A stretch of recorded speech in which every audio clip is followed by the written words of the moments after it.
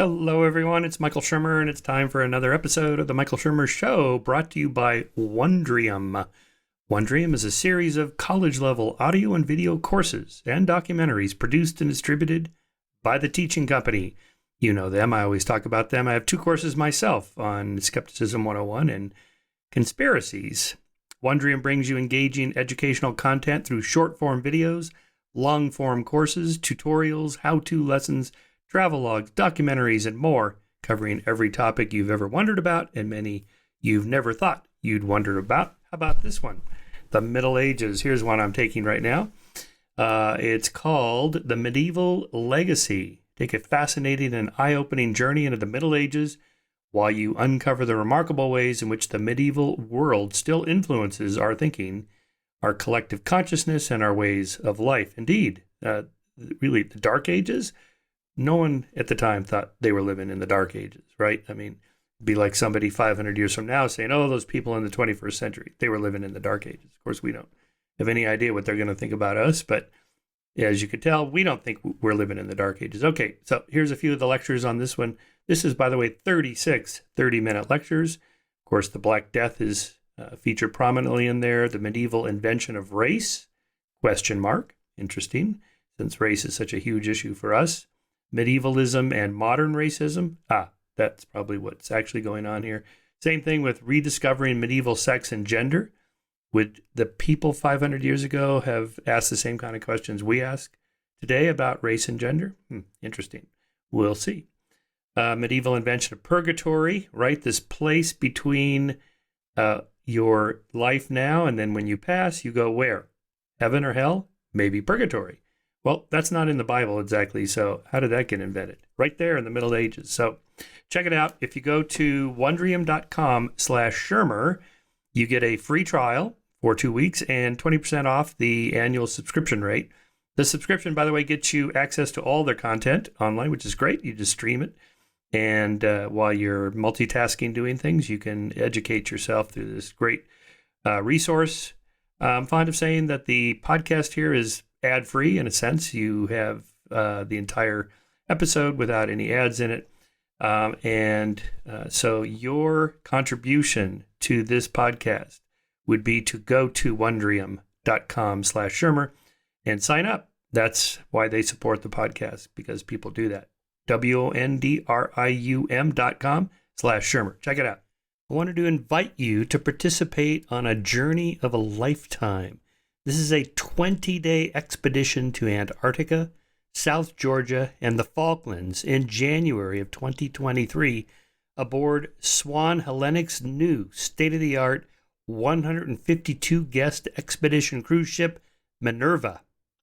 Renowned for their awesome beauty and remarkable wildlife, the images that greet you in these remote and unspoiled places are simply overwhelming.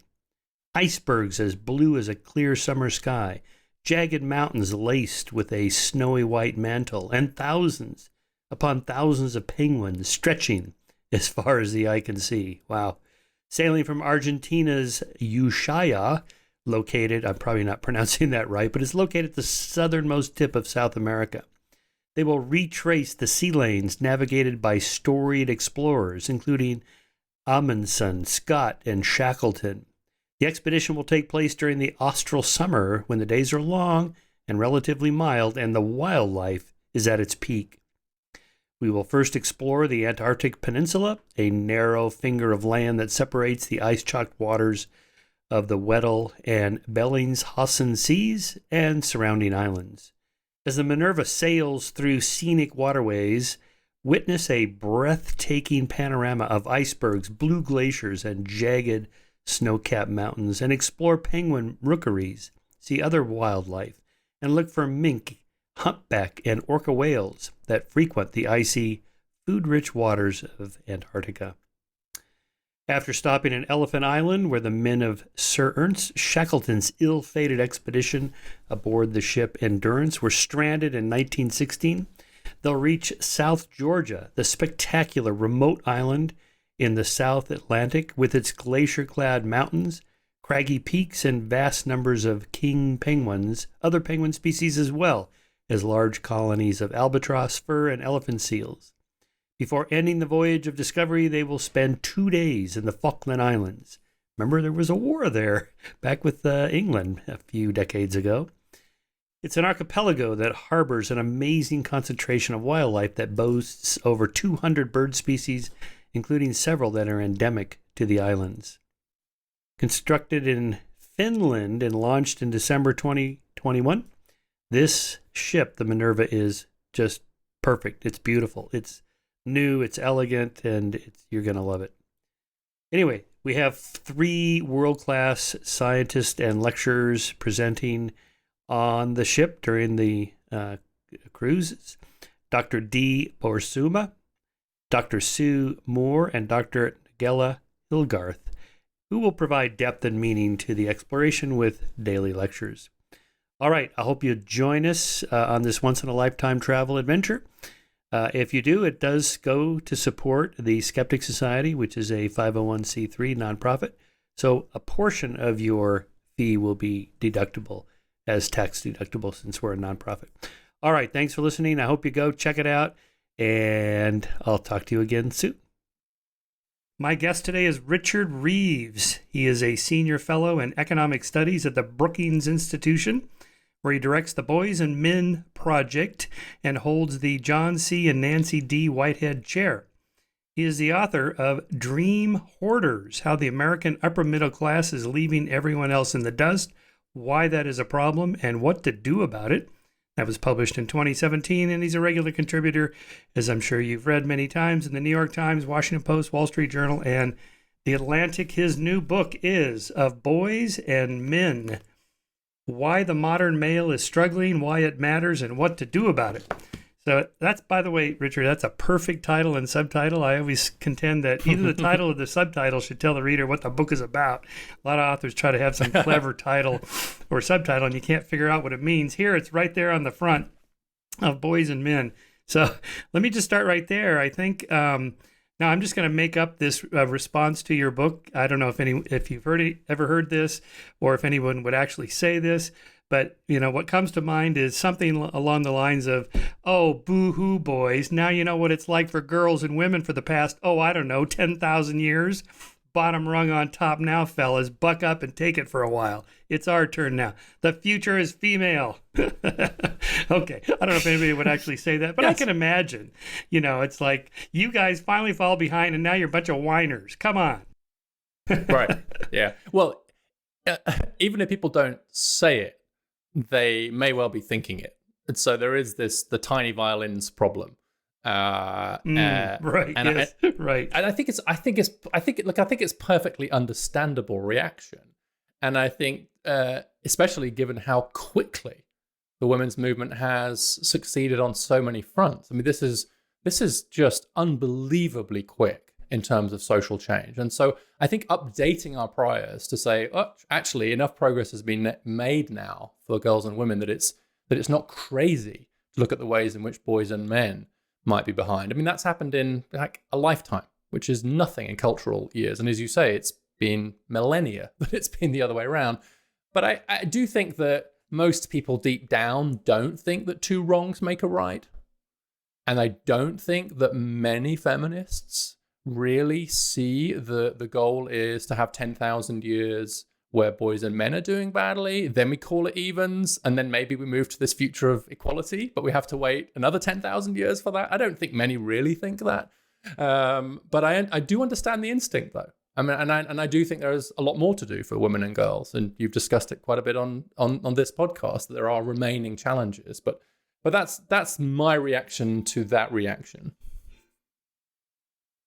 Right. So the women's movement has gone through, I guess, 3 stages, right? There was kind of the right to vote, and then the 1970s, the right to property and equal pay and to have mortgages and banking independence and so forth.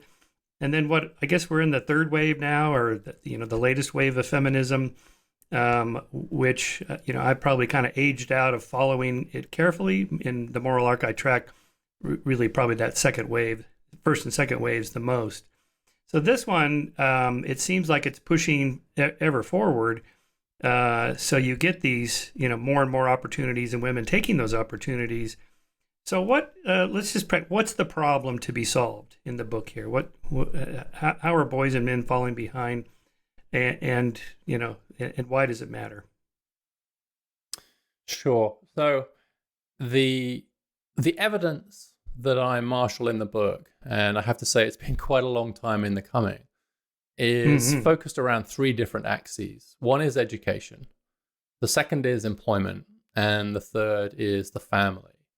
And I think they probably get increasingly controversial as we go through them. So if we start with the evidence just on education gaps, there's no real debate about the fact that there are now large gender gaps in almost every advanced economy in terms of education, and that they've reversed in recent decades. So one fact that illustrates it is that in 1972, which is an important year in the US because that's when Title IX was passed to promote gender equality in higher education, there was a 13 percentage point gap in the percentage of men getting college degrees over women.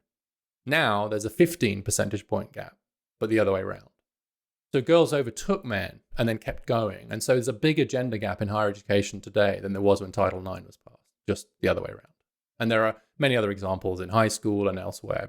And it's interesting, and it's an international pattern. This is not a peculiarly US phenomenon. And so large and in some cases growing gaps in education. And everything I'm going to say is especially true for working class boys and men and black boys and men. Secondly, in the labor market, what we've seen is this really impressive economic advance by women, not evenly, for sure.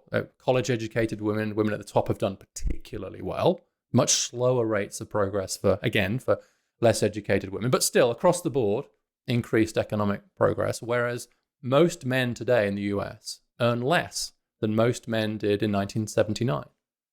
So if American men were a country and we just measured it in terms of individual earnings, it's poorer today than 40 years ago.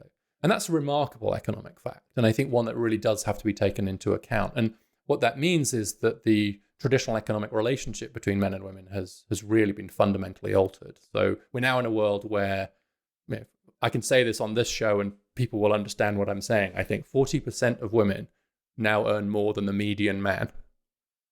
Now, when I say that to people, sometimes they're like, what? And it was 13% in 1979. But you start a world where, okay, it's not 50%, right? That would be full equality, but 40% of women earning more than the average typical man, that's a transformation in the scale in a very, very short order of time. What that means is that 40% of breadwinners are now women and rising. Which brings you to the third, which is the role of men in the family and fathers. What does it mean to be a father? And I think in an incredibly short period of time, in a generation, between my dad was lots of things, but he was also the breadwinner. And that was just accepted in his generation. That was his core responsibility. That's changed in a generation. And so the question of what does it mean to be a father? Husband and father used to be a package deal. Now, what does it mean to be a father in a world where the women's movement has successfully and wonderfully, in my view, broken the economic dependency of women on men to an incredible degree. So if women don't need men economically, which was the basis for their oppression for the 10,000 years you mentioned, what are men for? And I think that question is now being asked with real urgency, and that's the one I try to address in the book. Right, so let's unpack some of those numbers. So on income, 40% of women earn more than the median income of men. Okay. So this is kind of a statistical technicality, but doesn't it depend on the kinds of jobs or professions or careers? And we still hear this, women only earn 79 cents on the dollar, or 89 cents, or whatever it is now. It's always still, I guess, below $1. But that's just on average taken across the board. So you're talking about specific kinds of jobs and careers where these differences have shifted? So the numbers that I just cited are for all workers working full-time between the ages of 25 and 64. So that's prime age workers. That's the group that economists will very often look at because until then there's education, and particularly with the gender gaps in education, that's important. And then after that, it becomes, some people are early retiring. So prime age employment and full-time is used partly to deal with the fact that part-time workers in many ways do get a raw deal in the labor market, but that's the same basis on which we do calculate that gender pay gap that you've just referred to. So depending on how you calculate it, 82 cents on the dollar is my preferred metric for the gender pay gap. But the numbers I just cited are just for all workers. And so what that means is if you think about distributions almost always overlap. I think I've heard you on a show, Michael, saying, maybe you're quoting Steven Pinker or something like, the main problem is people can't think on continuous variables or something like that. Am I butchering that? Yeah, that's right. No, that's exactly right. Yeah. And that's true. That's true in almost everything we're going to talk about in this conversation. So perhaps if I could just say now, on average, and with overlapping distributions, and maybe you could edit that in after everything I say. It'd be painful for you, but it would save me a lot. Save me a lot of time. And so, yeah, was what the male and female wage distribution used to look quite different, but they now look quite similar. There's still a difference, but they look quite similar. And so you've seen this extraordinary catching up by women of men, in part because a lot of men have gone backwards a little bit, right? Which is not maybe the ideal way to get to equality, but this transformation in the economic relationship between men and women is just incredibly important to get our head around in order to understand everything, I think, that flows from that. Not least this really fundamental challenge to what does it mean to be a mature male in modern society. So just to be clear, is it possible that lower working classes and lower middle class average salaries are tugging down that medium such that the upper middle class and middle class guys they're doing fine? Yeah, so that's the other thing that's happened in the distribution. So male median earnings have dropped a little bit, as we discussed a moment ago, which is one reason why the gender gap has narrowed. If we can make men poor enough, then we'll all be equal. But you're right that simultaneously the distributions look more similar to each other, but they don't look the same shape as they did in 79. They're stretched way to the right. In other words, we've seen a big rise in economic inequality, and especially at the top. That was the focus of my previous book.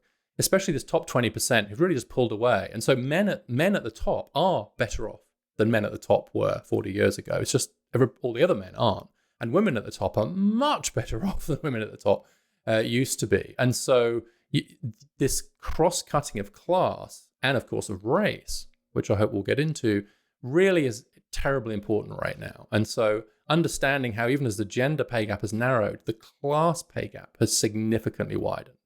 And then, of course, if you add on to that differences in family formation, what's happening is upper middle class women are forming households with upper middle class men, which means household inequality is really being turbocharged by two things. One, they're earning more, and two, they're sharing their earnings with each other. And that's just much, much less true at the lower and lower you get down the distribution. And so the real challenge here is in the middle and towards the bottom of the economic distribution, where men are really not doing very well at all. Right. So this income differences between men and women on average, I remember reading back in I think it was the 80s, Milton Friedman made the point that if a company could get away paying, 80% of 80 cents on the dollar, wouldn't they hire more women rather than hire more men because they could save, make 20% more of the profit? So how is it possible that there could be any difference unless the difference is explained by women working fewer hours back then because they had more childcare duties, or they went into different kinds of professions? I remember the example I think he might have used was like on average, if women doctors go into pediatrics, whereas a few more men go into plastic surgery pays more money than pediatrics. So on average, you're going to get a little bit of a difference, even though no hospital is saying, well, you're doing the exact same job as this guy, but we're going to pay you 80% less, something like that. But I haven't followed that too closely there in a while.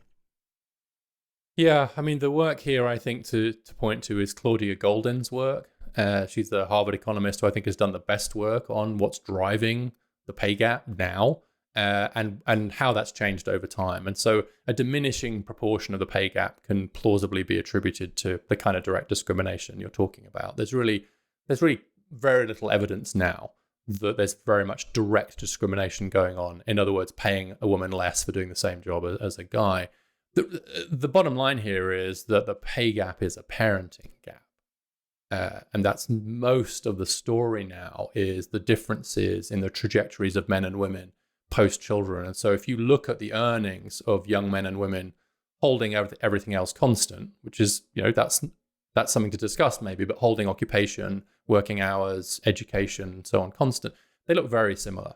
There's not much difference now between men and women as they track through their 20s. And then around the early 30s, the women's line just plummets and the men's line keeps going up. And so it doesn't take much investigation to figure out what's going on there. And good studies have investigated that. And what you see is just that becoming a father has very little effect on men's earnings. In fact, if anything, might bump it a little bit because men who are fathers take on more overtime, for example. But it has this dramatic downward effect on women. And so the single biggest reason now for the gender pay gap is these differences in the division of labor in terms of raising children. That's the big story. There are other factors like occupational segregation, which you've already alluded to, which is that women tend to be in lower paying professions. That's another factor. But the big one is parenting. That's where things kind of are landed in terms of the literature now. And I should say, actually, that I think I have this great study in the book which looks at drivers in Massachusetts, train and bus drivers doing exactly the same job, highly unionized, and it's a great study because it's able to control for pretty much every factor in the same employer, and you do see the pattern I've just shown, which is it's parenting that does it, and that's what explains the pay gap. And so the drivers who are men choose less social hours, work longer hours, do more overtime. That's why they earn less than the women, and that difference is really about the parents. Once the drivers become mums, they do less overtime. They choose less antisocial hours, and under the union contract, that means they earn less. And so they can explain all of the gender pay gap in that very tightly controlled experiment through these differences in the choices that mothers and fathers are making. Yeah. So here it seems like, I don't know if you'd say it's the feminists that kind of push this narrative that the power, the action, where the goal is to get into the corporate world, get into business, make lots of money, and parenting is somehow less than that. But I always found that peculiar because work is work. I like my work. I'm lucky, but I can only work so many hours. I never wanted to be a CEO or even a college president. I remember when I was, I'm still a college professor, but I see, the people that want to be deans and presidents. It's like, why would you want that job? That's like a real job. These guys wear suit and ties. They work like, 7 in the morning till 8 at night. They have to fundraise. That's why who wants that? That's why they have to give them such a great. That's why they have to give them such a great name, by the way. I have this theory that the more fancy sounding the name, the worse the job. That's why they have to make you dean or president, because it sounds great. Right. And that's Chancellor. An attempt to camouflage for the fact that the job itself actually sucks. But yes. Yeah, and I know what some of these presidents and chancellors make. It's, way more than me, but who cares? I'd rather have the time to ride my bike, play with my kid, write my books, whatever. I don't know. It's like, let's not just say, well, the average income, that's the most important thing, or the top incomes. It's not the most important thing. Well, we'll get to that when we talk about parenting, but that seems like an obvious thing. So the goal here should be, I guess, in terms of justice and fairness, is that women just have the option. You can be a parent, you can be a careerist, you can be a half careerist, half parent. You can just do whatever you want.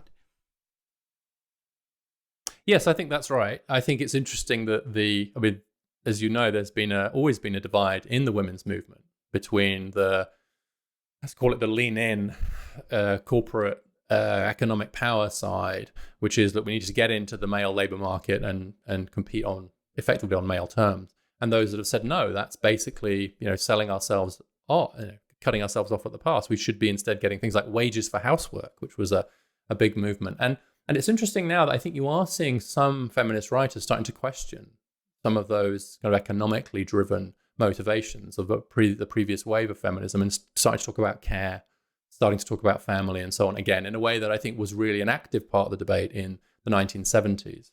But I think you're essentially right. Justice and fairness would suggest substantively equal opportunity. So that doesn't just mean formally. I think obviously that means having access to the education, having cultural access to institutions. It's very easy to say, well, there's nothing stopping a woman from being a lawyer when she would be the only lawyer in the US, for example.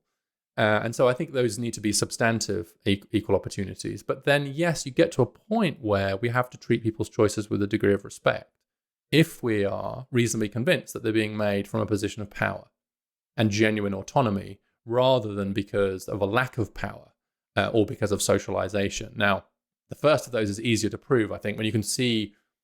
I love Claudia Golden's work on Harvard MBAs, for example, where she shows just how many women who've got a Harvard MBA are working part-time when they have children.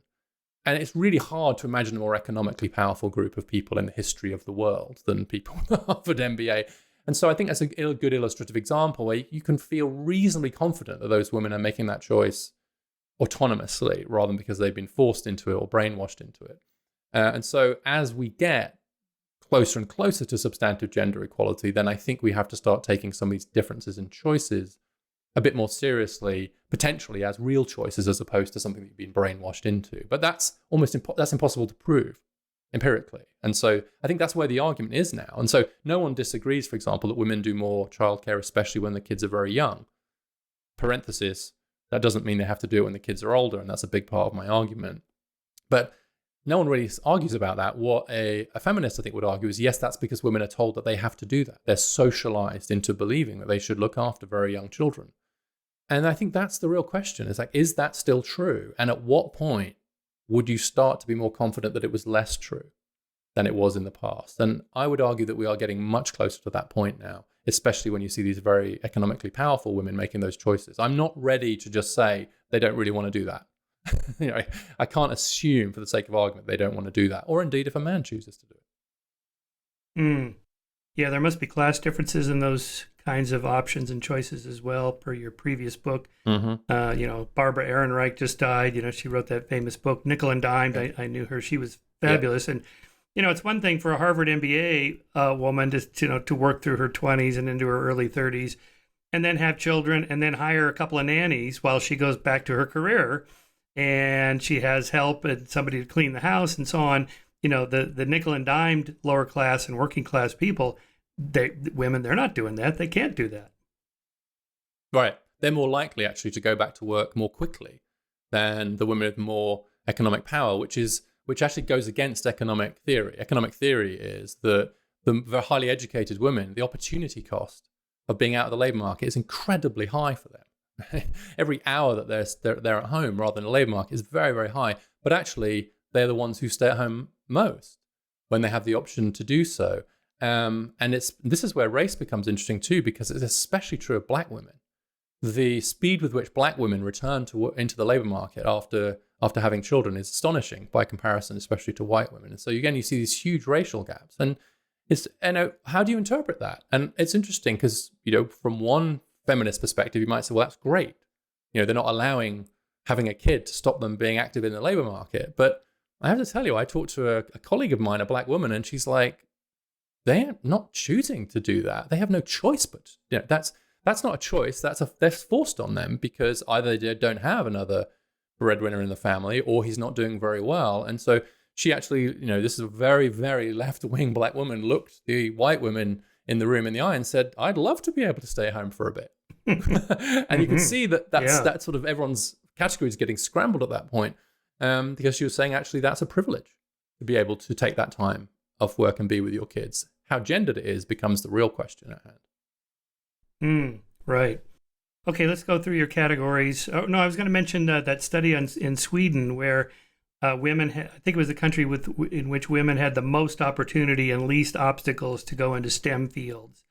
And they still have a fairly wide gap between STEM fields and the HEAL fields, as you call them, health, education, and so forth. More people-oriented rather than things-oriented. So, the evolutionary psych theory is that, boys from a young age migrate toward things and girls migrate toward more people-oriented things. Anyway, to whatever extent that's true or false, we can just set that aside for a moment. It appears that when given the options, more women are still choosing not to go into STEM, even though they could. This is in Sweden where the obstacles are low. So that's often touted as an example of, well, there might just be inherent differences in what people are interested in doing. We don't want to force women to go into becoming computer programmers at Google. If they don't want to do it, they don't want to do it. Who wants to be a programmer at Google? I don't.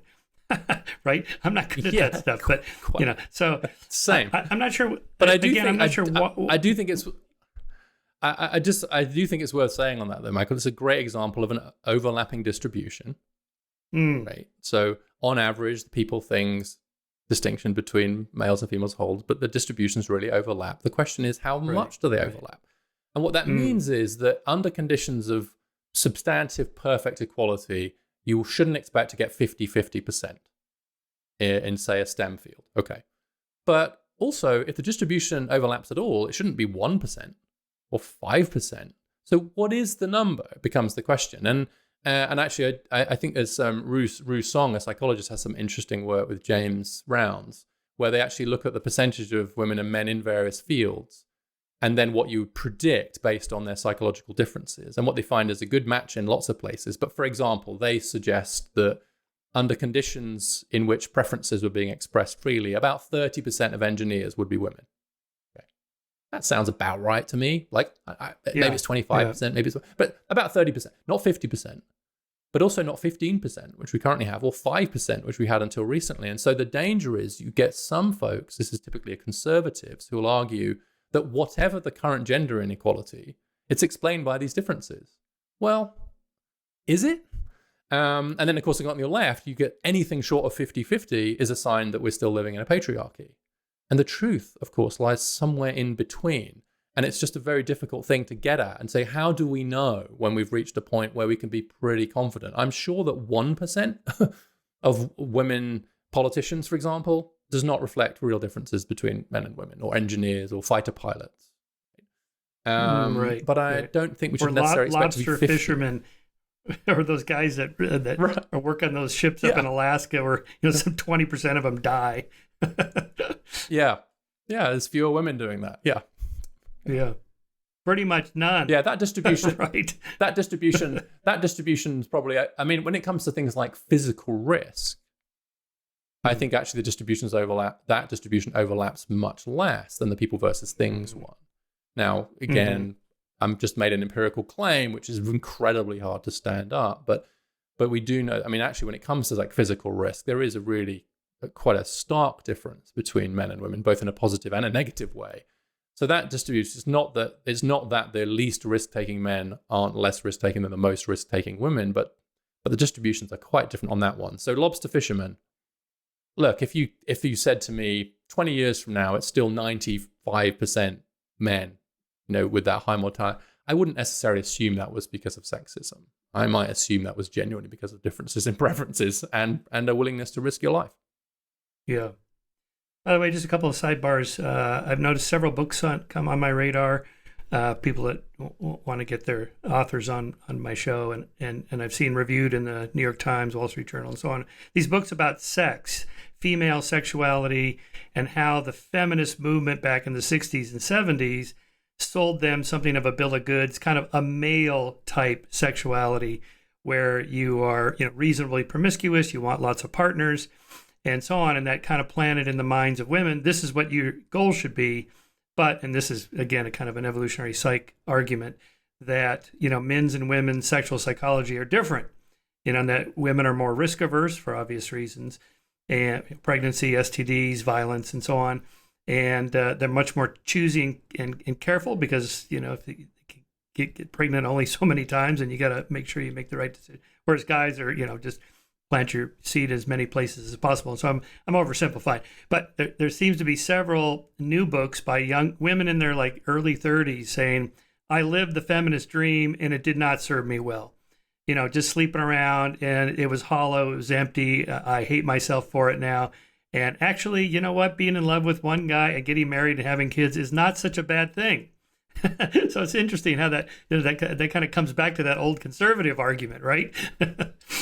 Yeah, well, it's just interesting how things come around, and I think Christine Ember, who I've had a conversation with, and Louise Perry, one American, one Brit, really pushing on this, and I think it's fascinating to see the growing backlash against, quote, sex positivity, and an interesting here's a little data nugget that just came my way, is that Gen Z women are consuming romance novels at much higher rates than previously. Yeah, and I'm just super interested. I think the pandemic has also reset. Plus, you did see the so-called sex recession, less sex going on generally. And I think there's a rethinking going on here. And again, sex, like risk, sex is one of those areas where there is an uncontroversial difference between men and women in terms of how far we're driven by sex. I quote Melvin Connor on that. But you've had David Buss talking about this in a really excellent episode here. And so, again, you accept there's a difference on average. What does that mean for the way we conduct ourselves? And I think that Christine and Louise and others are right to say that it's a mistake just to take a male standard when it comes to sex and presume that women should adopt it, and that that's what liberation looks like. It's equally a mistake to say that there aren't plenty of women who do want to be like that, and maybe men who don't. So again, it's back to distributions can overlap, but also differ. And I think one of the main cultural tasks of society is to find ways to accommodate those differences between men and women, particularly with regard to sex, and find a way to have social norms and institutions that can actually make the differences between men and women, on average, overlapping distributions, make it productive. And Louise goes as far as to say we need more chivalry, and I thought, well, that's a very brave thing for a feminist to say. Yeah, exactly. Well, apparently Gen Zers are having a lot less sex, along with drinking less and smoking less. Well, maybe that's not such a bad thing, right? Some of it, generally, it's not a bad thing, generally. And actually, it's interesting to see a lot of social conservatives now panicking about the declining birth rate. But the main reason the birth rate's going down is because of the fall in non-marital births and teen pregnancy. And so those are the things that social conservatives were freaking out about 10 years ago. And so now they're freaking out about the lack of them, in a way. And so actually a lot of those norms of the decline in teen pregnancy has been extraordinary in the last 20 years. It's halved. Yeah. Especially among less advantaged groups. And so I think the cultural moment we're in around femininity, masculinity, sex and roles and so on is really interesting. And I think we're having a better debate now than we were even just a few years ago when I embarked on this project. Actually, I'm happier about the world I'm launching this book into than I thought I would be, frankly. Oh, good. Do you have an opinion, by the way, on this a problem of both boys and girls, but especially girls, teenagers cutting anxiety, higher rates of anxiety, depression, suicidal ideation, and so on? Apparently, it's gone up like double for boys and triple for girls.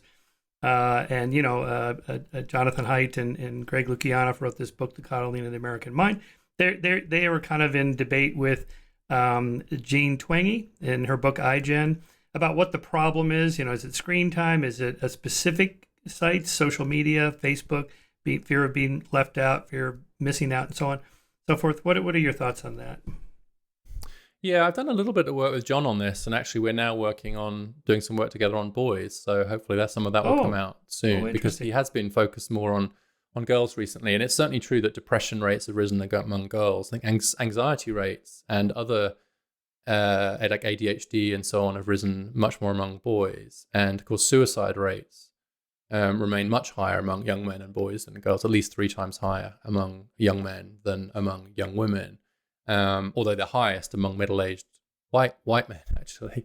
And so again, these categories get scrambled. And for what it's worth, I think that social media is playing a much bigger role for girls, because social media is a way to facilitate interrelational bullying, to put it bluntly. I mean, girls are more susceptible to relational bullying, boys a bit more to physical bullying, which has declined hugely. And so I think to the extent that social media can kind of weaponize a natural tendency of like mean girls, to use that phrase, to be even meaner to each other, and to a bigger audience. I think that really is driving some of this. It's quite a different story for boys, partly because they use social media quite differently. They're much more likely to be video gaming than they are, for example, to be using things like Instagram and so on too. And it's less relational. It's more transactional. They're online activities. And so I think for boys, it's a slightly different problem. I think for boys, it's more about loneliness. It's almost the opposite problem. So it's more about a lack of relationships, and that screen time, for example, video gaming or pornography could be crowding out other forms of relationship building, which could leave many of those men more lonely. And so I think it's almost like the opposite, where girls are in relationships, which can turn quite toxic, but boys very often don't. They do lack relationships. And there's good work out of AEI's survey center on this, on the growing loneliness, particularly of young men, and how young men are now they're more likely to ask their parents for advice than their friends, and so on. And so I think it's playing out very differently for the two sexes. I forget, are boys and girls the same on suicidal ideation, but boys and men are more likely to die by suicide because they use guns rather than some other means that are less foolproof?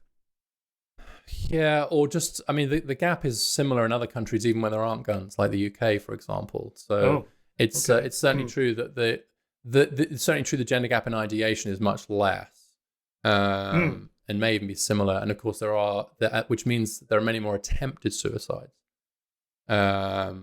relative to completed suicides. So whereas among boys and men, it was more likely to be completed. But it seems to be, I mean, obviously guns generally drive up suicide rates because they just make it much easier, to put it bluntly. But the gap in a suicide as opposed to an attempted suicide just hold internationally, as far as I can see. And so I think that is something different about the mental health problems that precede it. Yeah. Your book is chock full of research and data and so on. Like, I love this chart here showing the moment at which women outperform men, or just were making more appearances in colleges and universities. Well, it looks like around 1983 to 85, right in the mid 80s or so, is when they caught up. Let me just ask you just as a sidebar, because I really am impressed with the Brookings Institution as somehow maintaining political neutrality. It looks like you guys are kind of centrist. And I see you sometimes get accused of being conservative, sometimes being liberal. So I know you must be doing the right thing, because I had the same thing. How do you maintain that kind of neutrality? I mean, do you have like editorial meetings? Go, look, we're not going to get polarized here, even though we could raise more money if we wave the red flag. It's a big question for a lot of institutions right now, of course. And frankly, it's a big question for the Brookings Institution. Especially as the political world becomes much more divided. If you're an institution that wants to have impact, and you're in a political world which is increasingly divided, then the incentives to sort of choose a team become greater, because if it gets harder and harder to get people in the other team to even listen to you, then why bother? If you're at AEI and Democrats don't care what you think, and if you're at Brookings and Republicans don't care what you think, then you're in real trouble. And that has been a bit a trend in recent years in politics. And we obviously work downstream from there. So the challenge for us is to try and remain immune to that. And I think the solution is, first of all, we have great scholarly independence. And so there's a high degree of academic and scholarly freedom.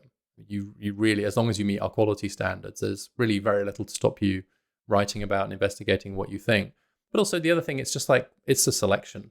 Who do you recruit for? And I think we have a long history of recruiting people who call it as they see it, and aren't looking over their shoulder the whole time for what their political overlords will think of them. And some of the fiercest critics, for example, of the student loan forgiveness program are former Obama administration officials who are affiliated with the Brookings Institution, and they're not thinking, well, yeah, will this affect? And I should say, some people who are prominently in favor as well. Like, we don't feel the need to agree with each other. So in that sense, I think we have an approach to epistemology, which is both about recruit people who are going to call it as they see it, but then let them have at it, and don't force any kind of agreement on them. So Brookings doesn't have a line on anything. And if you name any single subject, I could find you Brookings scholars who disagree about it. And I think so we're trying to build in that sense of a collision of ideas. I'm using John Stuart Mill now, one of my previous subjects, as kind of part of what we do. And I think that's right. You wrote a biography of Mill, right? I did, yeah. And then John Haidt and I, we actually we put out together an illustrated edition of Chapter 2 All Mankind Minus One. I have that. That's you. That was you. I forgot about that. Yes. I love that. Yeah. There we go. Yeah. That was so fun, and we got illustrated and stuff. So I'm a million liberal by background. That would make you more of a classical liberal, I think, whatever those terms mean. Yeah, I don't know. I don't like that term anymore because people just basically that's become a term that conservatives use to not call themselves conservative. I know. I think it's become a problem. It allows them to say that they're liberal when they're actually not. Yeah. Yeah. Well, I ask about the political orientation question because I remember hearing about the men's movement, so-called men's movement, when I was going through my divorce. And I thought, oh, yeah, I really get this, because I was worried about this, that, and the other, spousal support and child support and separate homes, all that. And I already went through that when I was a kid. My parents divorced when I was 4. And so, I grew up in 2 homes. And, my dad had to pay my mom money and every other weekend. And I thought, oh, God, I don't want that. So anyway, so I encountered this men's movement. I thought, okay, these are going to be my people. It's like, these are not my people. They seem to hate women. It's almost a conspiracy theory. Like they're out to get men. I'm like, I don't really feel that way. I think it's, kind of structured the way it is historically. But so what you're doing here is quite different from the men's movement, right? I hope so. I mean, I think it's unfortunate that it wasn't possible to create something that was an equality movement, if you like, which would sometimes be treating the inequalities that affect boys and men, but continue to affect those that face women and girls. I think that what happened in the women's movement, and you saw some prominent examples of this, and Warren Farrell is probably a sort of a personal example of what happened there, is that the women's movement it remained a women's movement rather than an equality movement. And so what that means is that if you want to tackle inequalities that affect men, boys, and men, where do you go? And then the answer was like nowhere in the mainstream. And so what that means is that through the natural selection processes, the people who are left to talk and write about these issues tend to be self-selected, angry, and think that there's a war on men, which is absurd. And pretty quickly you get turned off by them if you engage with them very much. And so that creates a huge space because, and it's not to say they don't sometimes make very legitimate points. They do, but it's all done from an anti-feminist, sometimes feels anti-women, angry perspective. And it is conspiratorial. It is, they think that feminists are running the world secretly. And that, as I said, there's a war on boys or a war on men. And like no one sensible really feels that, but what they do feel is, there's a lot of issues for boys and men now. Maybe we should tackle those without meaning we have to turn on women. And these false choices and false binaries have been a huge problem, I think, in the debate about gender. And I hope they're getting a little bit better, but I think it's slow progress, honestly. Yeah, I think some of the legal aspects of divorce and settlements came out of the kind of battle days when the man was the only breadwinner, and then when the kid's a teenager and the wife's just been home out of the labor market for 15 years and he runs off with the secretary and gets remarried and she's screwed, right? So he has to give some of that because she labored at home. I thought, yeah, that seems right. Hopefully now that's not an issue anymore given the closing of those gaps, but I could see where that historically came from. So, I think that informs much of your book, the shift has gone in the other direction perhaps. And, and so in that kind of trying to redefine what is a father and what is your role for boys when they're growing up, that's very much in flux now. Yeah, I think the big point I want to make about fatherhood is to create a more direct relationship between fathers and kids. So the way I think about this and write about this is that in some ways, fathers had an indirect relationship with children in the old world. So the mum had the direct relationship as the main carer, and the dad had an indirect relationship as the main provider. So if you like, in sort of corporate speak, it almost like he had a dotted line, reporting line to his kids, and a horizontal line to his wife, or maybe a vertical one, depending on and she had a direct one to the kids. But now that the connection, the chains of dependency is Jeff Dench's phrase, between men and women have really been loosened, if not broken. What does that mean for men's relationship with children? And I think it has to be essentially unbundled from marriage. This is where the social conservatives really depart from my line of argument. Because I think that if we're going to have a world where we don't need marriage as an institution to bind women to men for reasons of economic dependency, then we can't rely on marriage as a means to bind fathers to children. And so we have to find direct ways of doing that instead. And for married men, as you just said, Michael, the divorce laws have done quite well at keeping up, actually. And married men now get a third of the time with children after divorce. There are, only a minority of cases now are, mom-only custody, etc. So actually for married men, the system is not working too badly. The problem is for unmarried men. And given the huge rise in the number of kids born outside marriage now, nearly half of all births, what that means is that unmarried men are really, they actually have a much more tenuous legal position when it comes to their kids should they separate from the mum or not have been married to, not have been with them in the first place. In every US state, if you're not married, the default is mum gets full custody. And so the guy has to go to court to prove paternity and effectively has to fight for the right to see his kids, whereas in marriage it's assumed. So our systems of law haven't caught up with the reality of family life, and in particular the need for fathers to have this direct relationship with men. We don't want to bench men just because women don't need them economically anymore, because their kids still need them as much, if not more than ever. Oh, totally. Yes. I mean, I'm a parent, but I became a parent the first time when I was 37. So I was totally into it. But I have to admit, if I was 27, when I was still in graduate school, and then I was a bike racer and I was just kind of living, an independent life, and I don't think I would have had the energy, commitment, and so on. So could you talk about the differences between boys and girls in maturity? I do think, boys mature much slower, and not just biologically with their prefrontal cortex and all that, but just in terms of, kind of where you want to go in your 20s and what you want to do, such that having a kid would really interfere with that. And that makes it harder to be, totally into it. I'd never missed a single soccer game with my daughter, and, I never wanted to miss a single day, even when I was traveling a lot. I'm not sure I would have been that way in my 20s, right? What's the research show on that? Yeah, well, it's interesting. I think the 20s are really where you do see some quite big differences now in the trajectories of young men and young women. I mean, if you just look at things like college going, which we've already mentioned, but then transition into the labor market. So young men are much more likely to be living at home with their parents in their 20s than young women are. And if you look at those who do go to college, there's about a 10 percentage point enrollment gap. But I think almost as interesting is conditional on enrolling in college. There's a 10 percentage point gap in having graduated 4 years later. And then the gap gets a bit less at 6 years and 10 years. And so there's almost like a linear path that girls are taking. They're much more likely to go straight from high school to college. They're much more likely to get through college on time. They're much less likely to then go and move back in with mom and dad. They're actually buying houses in greater numbers in their 20s and so on too.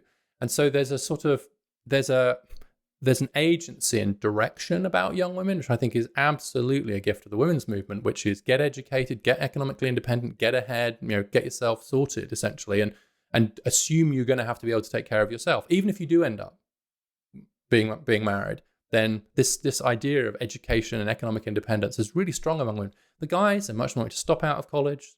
They're much more likely to drop out of college. They're much more likely to move back in with their mums and dads. They're more likely to try their hand at a business. They want to have time out of the labor market. And so they're just zigzagging. There's just more drift. And I think that is the sort of argument almost against what you were just saying, which is, men aren't interested in their 20s and having a kid and all of that. Well, that's sort of true. But I also think that at least in the past, there was a script for them to follow. And I think now that script's been torn up, it's quite hard for a lot of young men to know, well, what am I supposed to do now? What's the next step? Where am I heading? And so, interesting. For all its faults, the North Star of like one day I'm going to have to look after a family did act as something of a motivator for men, and we haven't really replaced it with anything. And so they're just a bit more likely to drift, I think. Yeah, what I said probably reflects my generation. I'm a baby boomer. I'm about to turn 68, born in 54. That's what we did. I mean, it was clear from the start, you're going to go to college, you're going to work, you're going to make money. My dad said, you should make money. Money is good. It opens up lots of opportunities. It makes life easier. Just do it. I'm like, okay, I'll do it. And I like doing it, right? Worse advice. I found something. It's worse advice, yeah. Yeah, so I can see the difference there now, certainly. So you start off showing that, it's 60-40 now in college enrollment. I teach at Chapman. It's 61-39 this semester of the 8,000 or so students that entered this year. my particular class, it's 50-50 exactly, I think, which was unusual. But I'm teaching Skepticism 101, so maybe I get a little bit of a skew of interest. I don't know. But so once women caught up when they had the opportunity to do so in the 80s, why didn't it level off at 50-50 and stay there? That's the hard question that you spend much of your book trying to tease apart. Yeah, and it's worth noting that nobody predicted that.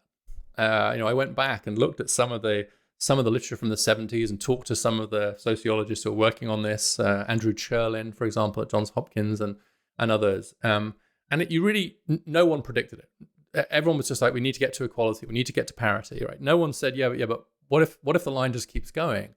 So it literally came as a complete shock to everybody that the lines kept going and that these gaps just kept widening and widening. My own view is that the education system is in some quite important ways structured in favor of girls and women. And in particular, because of the differences in the rate of maturity and maturation among girls and boys, it puts girls at an advantage. And especially, on average, etc., especially at the critical point, which is high school. Like those like adolescence is mission critical time for education, because it's when you get the grades and you do the test prep to take you on to post-secondary and so on too. But that's where the biological difference in the rate of brain development is at its greatest. And for all the debates, and I know you've talked a lot about this on this podcast, Michael, is for all the debates about the differences between male and female brains in adults, which I tend to think one side understate and the other side overstate, there's no controversy about the fact that a 15-year-old girl is more advanced, everything else equal, than a 15-year-old boy. And so with that prefrontal cortex, and it's not cognitive skill, it's not that she's smarter, it's that she's more organized, she's on top of things, she's less likely to take risks, she does fewer dumb things, etc. And so what I think has happened is that once we removed most of the barriers to women's progress, it revealed a structural advantage that they had in the education system. And that is now that now shows up in the figures. And it hardly needs saying that it wasn't deliberate. No one designed the education system to be in favor of girls. But we couldn't see it before. I mean, the fact that girls were doing better than boys in high school in the 50s is extraordinary, really, given the incentives that they faced. But they were. And as soon as we took the brakes off, boom. So now I think we have to look seriously about the way the education system actually is failing a lot of boys and men, and is more female friendly than male friendly. And I think the numbers show that. But underneath that is some pretty brute biology. I quote Frances Jensen, for example, saying, look, at 15 years, there's about a 2-year gap. And then she adds quite nicely, anybody that's met a 15-year-old girl or boy is not surprised by these findings. And I've raised 3 boys, and I got to tell you, in those years, probably 13 through 17, their female friends weren't just like a different sex. They were like a different species. I mean, it was just unbelievable. Like, they were planning ahead. They had their act together. They knew where the homework was. They were planning college trips. And every parent who's read this bit of the book goes, well, duh. Like, I didn't know that. I said, okay. So everyone knows that, but we ignore it in the education system. And that's why I have one of my more provocative proposals is that boys should start school a year later, just to try and level the playing field. Mm-hmm. Yeah, I love that section. Redshirting. I like that from sports. It applies to cognition redshirt all too. The boys. Yeah. Yes, it does. Okay, and particularly to these non-cognitive skills. Yeah. What is the theory behind why boys have their, say, prefrontal cortex develop slower than girls? I don't know. That's a good question. I honestly don't think anybody you would have a better answer to that. No, I don't. No, I haven't seen any evolutionary. Is there an evolutionary psych reason ever? It's interesting because the way it plays out. Well, there's the risk-taking part. Yes. So you get the dopamine reward and so on too. And Larry Steinberg has this great book on adolescence, and there's a chart from there that I couldn't quite make work for the book, which looks at 2 factors: impulse control and sensation seeking over time. And so sensation seeking, yay, that's a great idea. I'm gonna throw myself off that bridge, or I'm gonna eat that, or whatever. Or I'm gonna have sex. Or, hold my beer while I jump off the roof and try to make it into the pool. That's it.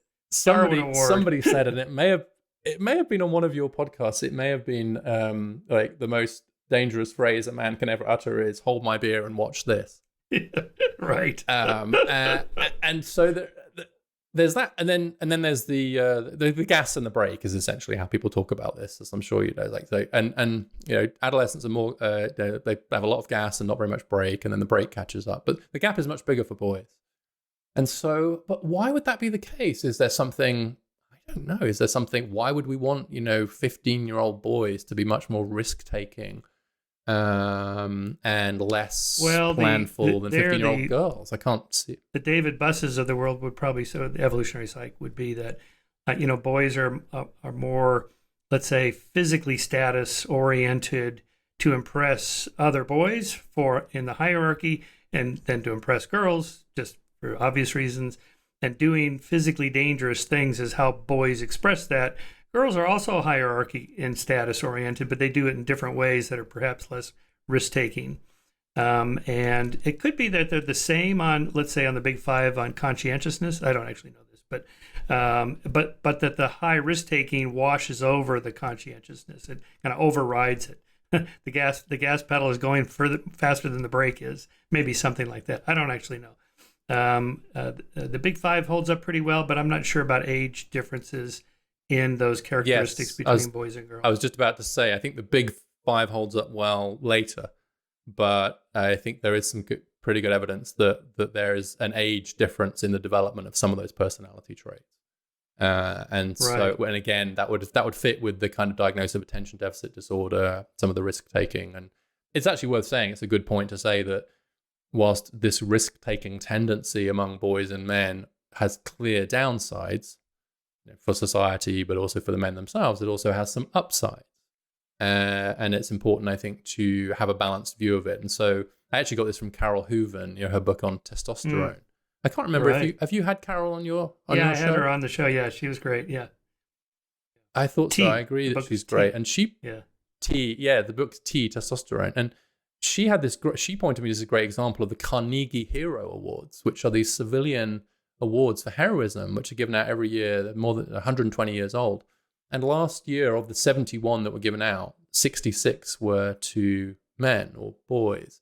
And it's not for want of trying. The Carnegie folks are really trying to get closer to gender parity on this. But the awards are given for someone who risks or very often gives their own life to save the life of another, not in the course of their professional duty or for a close family member. And so, there are 17-year-old boys who die, going into a river to save a 3-year-old child and their mother, or going to a burning building to save children. So, I don't want to overstate the numerical importance of those kinds of examples, but they do necessarily illustrate, I think, that we have to take all of these traits, whether they're masculine or feminine on average, as, sometimes adaptive and sometimes less adaptive. And what it means to grow up, both as an individual and as a society, is to recognize when they're adaptive and when they're not, and find social norms and self-regulation strategies that help us to make that distinction in our behavior.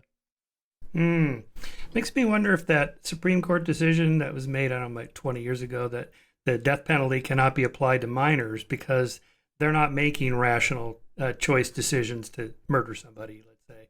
Or if it's a crime of passion, they just have less control over their passions than someone who is older. So I think they drew the line at they drew the line at 18 for minors, but that the research they cited from developmental psychologists, the prefrontal cortex is not really fully online till about age 24, 25. But, I forgot, I didn't look at it to see, well, there must be gender differences, I bet. I wonder if there are. And because most, homicides, it's mostly men that are committing homicides. Again, on average, not that women never do. There's Netflix documentaries about these women that are serial killers. They're so unusual. You can basically name them, right? It's mostly men on death row. Yeah. Yeah, I remember looking at the database of Texas Department of Justice, executed, I don't know, like something like 690 people in the last 40 years. And they recorded all their final statements. So I did a content analysis of that just to see what people are thinking about just before they die. It's pretty interesting. They bring the microphone down, the guys are strapped in there, and the content was pretty interesting. They almost always talked about love, and it was almost always in reference to their mothers, sisters, girlfriends, wives, and not one mentioned a father. And I thought, I bet these guys just didn't have dads, right? I mean, these broken homes or foster homes or whatever. Well, you have to wonder then, don't you, if there isn't something being selected for there in those men.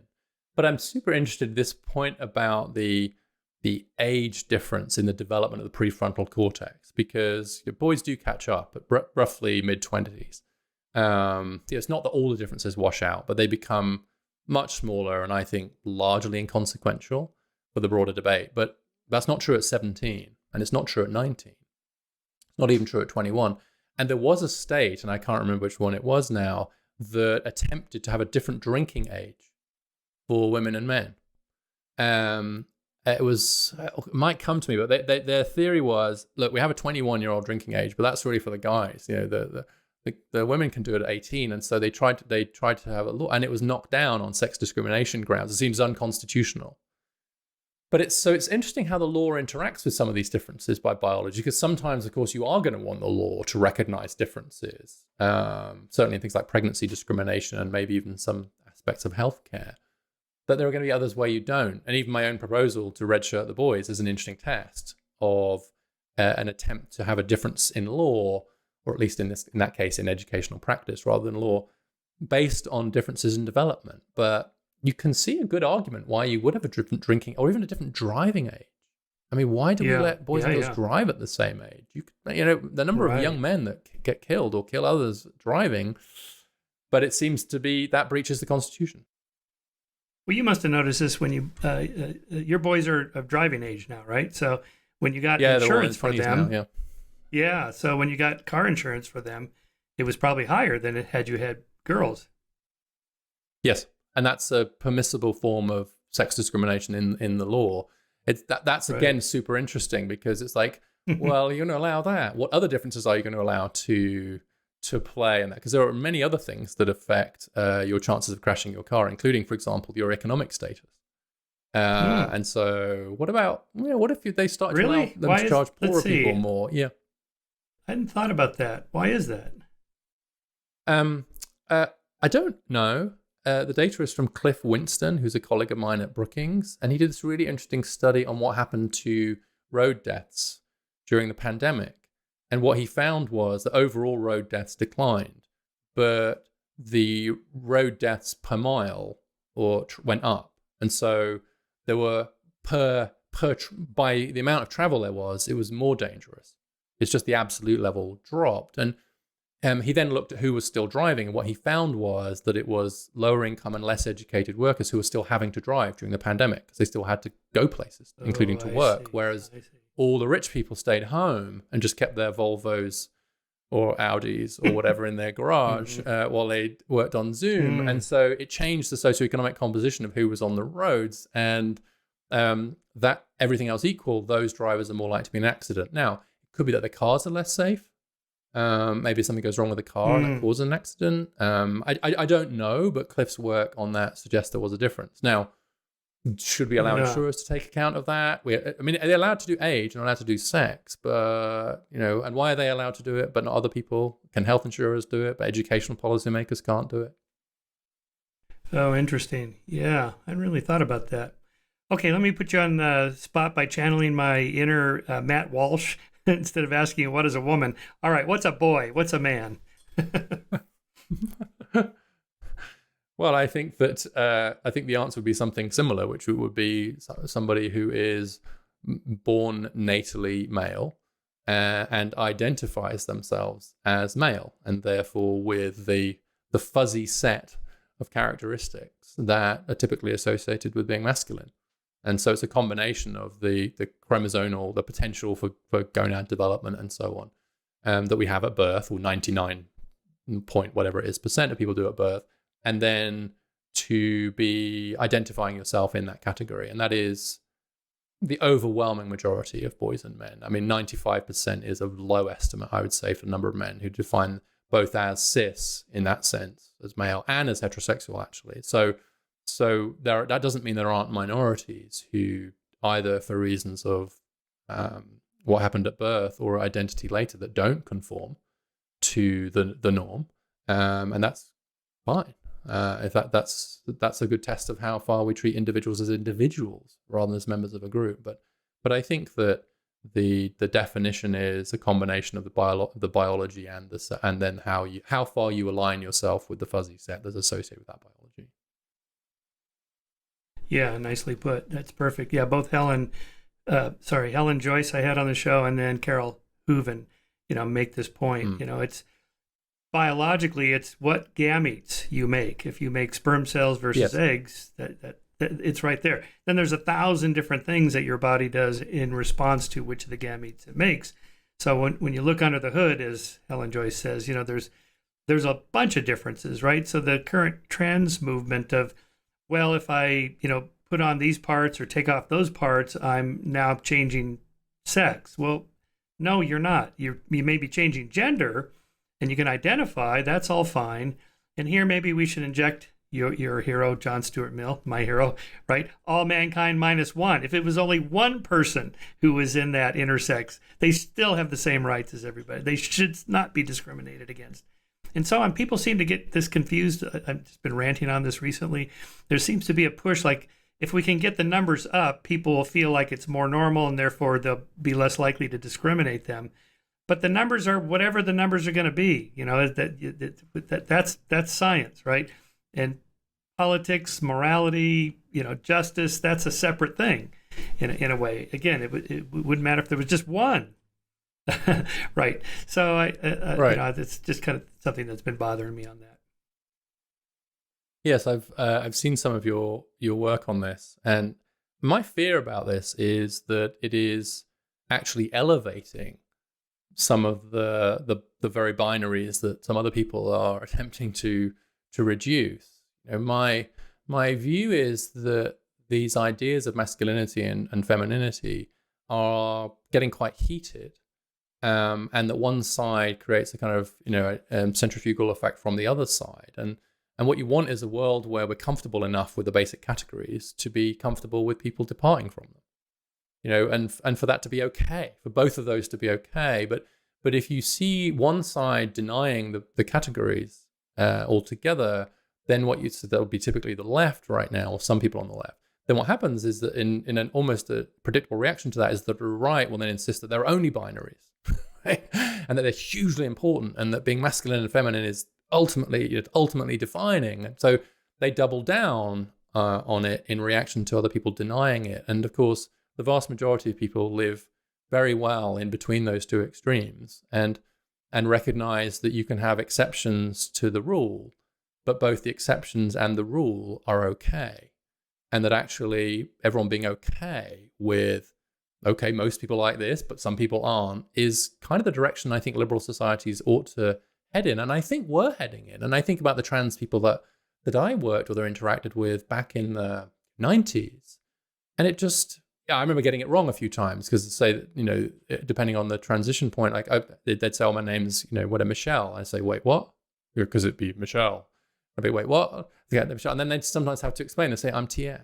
So I go, oh, sorry, got it. And from that point on, no problem. And I think people really got us freaked out by it. It seems like we're going backwards on some of this stuff because of the way that both sides are digging in. And like all of these cultural war issues, it's more like World War I than any other kind of war. It's trench warfare, and each side is terrified that if they lose an inch, they lose the war. Right? You have to hold every trench to the last man or woman, and so that really speaks against a kind of more open dialogue, which is to say, yeah, maybe you're a bit right about this and I'm a bit right about that, and let's see, but just takes the heat out of it. The temperature needs to come down, I think, around these debates. And all I've done in my book is aimed at mostly cis het men, is to just try and adopt a tone and an approach that's sort of fact first, respectful of all sides, and calling it as I see it, and trying to take a little bit of the heat out of the debate, because it's hard to get light when there's so much heat. I thought your 2 chapters on that, how the left goes too far in one direction, the right goes too far. And another is nicely reflected also in the work of Christopher Rufo, who I've been following on trans and race issues. And, I mentioned his film. No, not his film. Sorry, Matt Walsh. Sorry, I mixed up my commentators there. But Helen Joyce You wrote mixed a up your review culture of warriors. that film. Yeah. Yes, I did. Helen Joyce wrote a review of that film, One is a Woman, Matt Walsh's film, that he gets a lot right in calling out some of these extremes, but then he seems to kind of push, then like in your second chapter in that section, we need to get back to the 1950s traditional way of, boys are men and men are men and women are women and, they should be separate and back to the kind of economic segregation and so on. No. Right. And then on the trans issue, here's what I was going to comment about Christopher Rufo.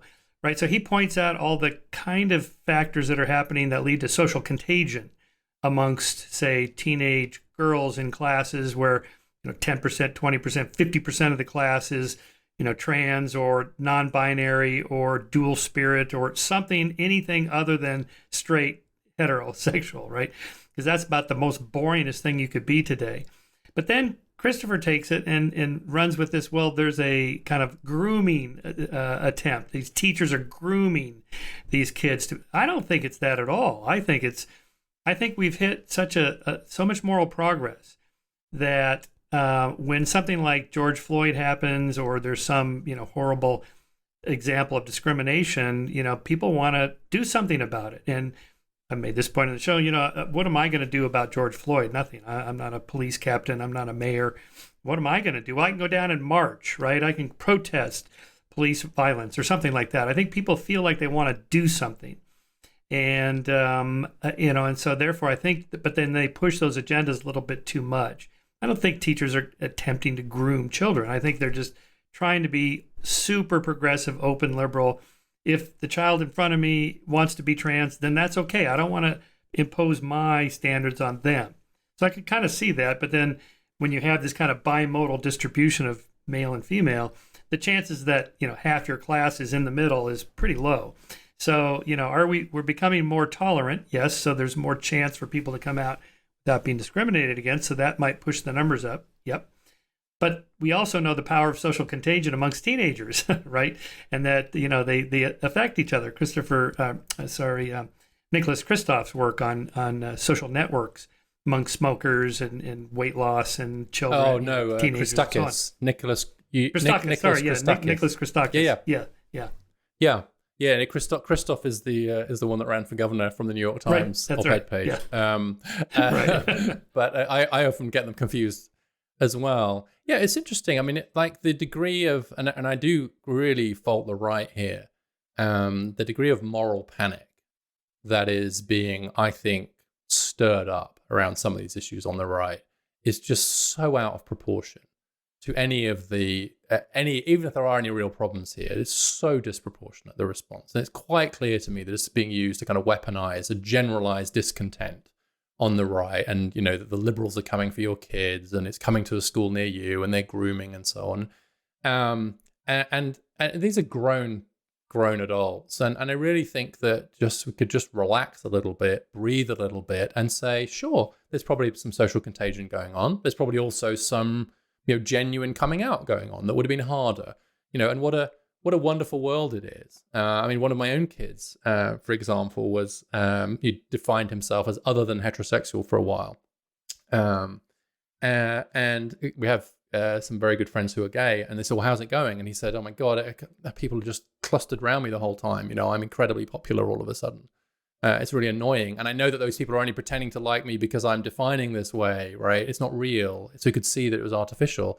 And these friends of ours who are gay and in their 60s and now 70s were like, yeah, that must be really, really hard for you, right? Can you imagine what it's like for them coming out back when they were, back in the day? And so I do think that if we could all just relax a little bit, if we could let this play out and allow young people or people to just define themselves in different ways at different points in their life, and be okay with that, then I think a lot of the heat would go out of this debate. Each side just seems to be sort of whipping the other up, and I do on this one, I do really fault, and I think Chris Rufo is an example of people who do this, who can sound very reasonable when they talk about these issues, but who really are just on a mission to whip up the base.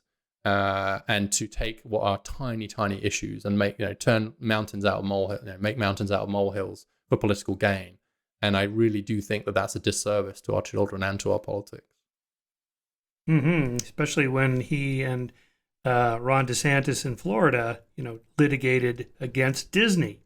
I remember thinking, when did conservatives decide it's a good idea to turn the power of the state against capitalism and corporate America, right? Something is off here. Yeah, just to make a point, just to make a political point. That's the, that's the culture warrior in DeSantis coming out, right? And there may be some short-term political benefits in some of this culture war stuff, but in the long run, I think it's really corrosive. And just at an interpersonal level, I think that just if we can just look each other in the eye and just be okay and just be generous of spirit with everybody who's transitioning or who's identifying in a different way. And I think it's really easy to mock this stuff, honestly. And I think we should resist that opportunity. I think particularly for older people, right? Some of this stuff can sound really crazy, but I think we should resist the temptation to mock any of this stuff. And we should have more respect for the young people who are identifying in ways that might seem weird to us, but who are we to say? That's right. All right, I posted this on Twitter a couple of weeks ago. Your page 48, hard facts on black men. This was really disturbing. Dwight spent the first 11 years of his life living in Rosemont, West Baltimore, or as the U.S. Census Bureau would put it, track number 24510160700. It was a black neighborhood then, it's a black neighborhood now.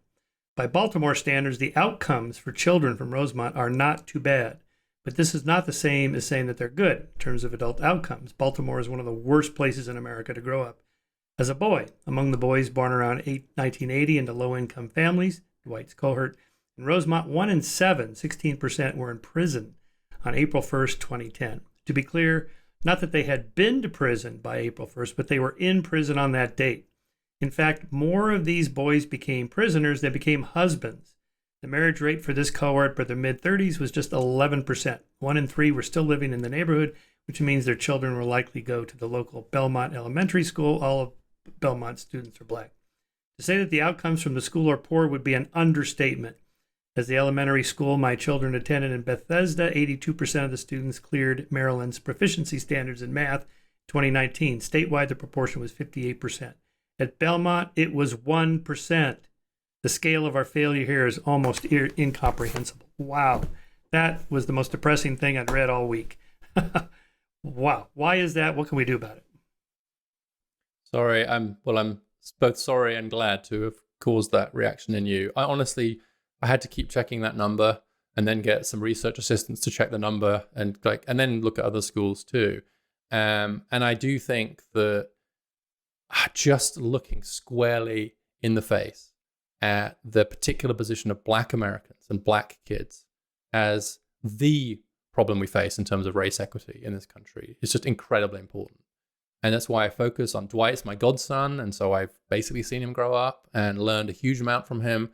Particularly, an experience that I obviously will struggle to understand, which is being a black man in America. I'm an immigrant from the UK and white, but I've learned a lot through his experience, including his childhood experience in that neighborhood. And so there's a few things going on there. One is just the level of educational failure that we're willing to tolerate for other people's children is immoral. Point one, we select into public schools in Bethesda, like I did, or private schools or whatever, and then we have schools like that. I mean, it is literally unconscionable that in a country as rich as ours that we should allow that to happen. Second, that as I said, the gap is huge by race, and it's really black kids who are really the ones who should be most focused on. But then even more specifically, and here you got to really zero in by gender, black boys and men. Now, it's true that in that school, even the girls were doing very badly too. But across the board, the biggest gender gaps to be found in education are between black boys and black girls, or black men and black women. And so those college gaps we talked about earlier, you can put boosters on them for black men and women. Black women are twice as likely to get a college degree as black men, or a master's degree. Same with high school graduation. In fact, black girls graduate high school at higher rates than white boys.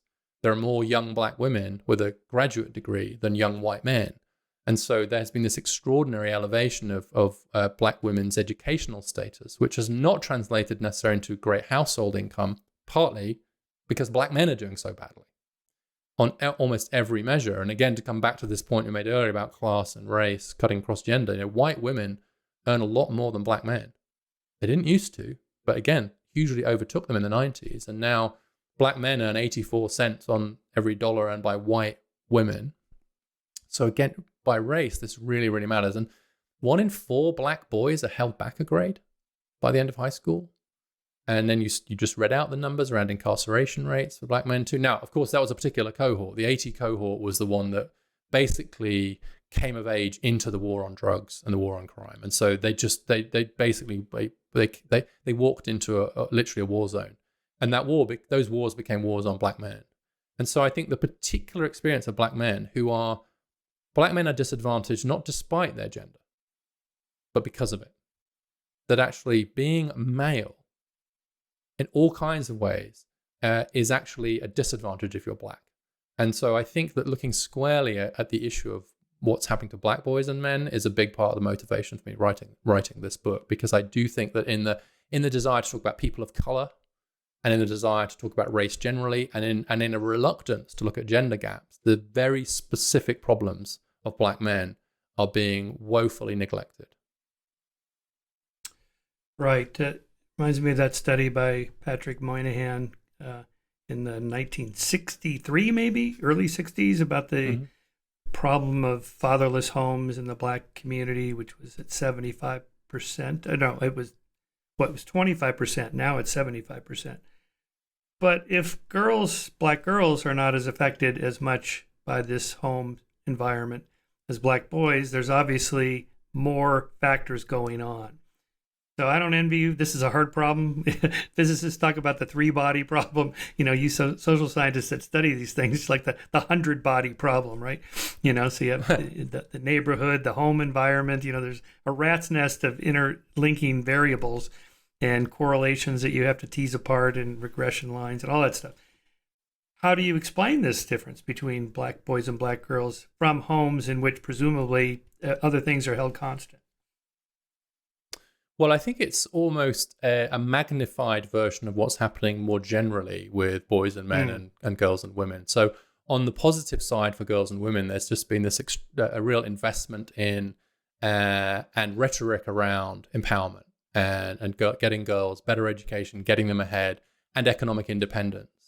And I should also say that for black women, and by extension maybe for the black girls who are being raised overwhelmingly, if it is by a single parent, by a black mom, this notion of economic independence is not new. It's the way things have been for black families since we've been measuring it, essentially. And so, but now you have got, this idea of kind of black girl magic and real sort of power for black women and girls. And we've seen, I just think, really incredibly heartening progress on a lot of those fronts. And even you see it into politics, it was that Joe Biden had to have a black woman as his vice president. And so a real push around getting more black women into these positions. On the other hand, I think the problems that boys and men are facing more generally are being faced even more acutely by black men. If boys are more sensitive to their environment growing up than girls are, which they are, so they're more affected by poverty, they're much more affected by the poverty of their neighborhoods, they're more affected by family instability, they're more affected by not having a dad around, then that means that if you're in a disproportionately disadvantaged group, as black boys and girls are, you'll see a bigger gender gap emerge because the boys are being hurt more by the poverty of their circumstances than the girls are.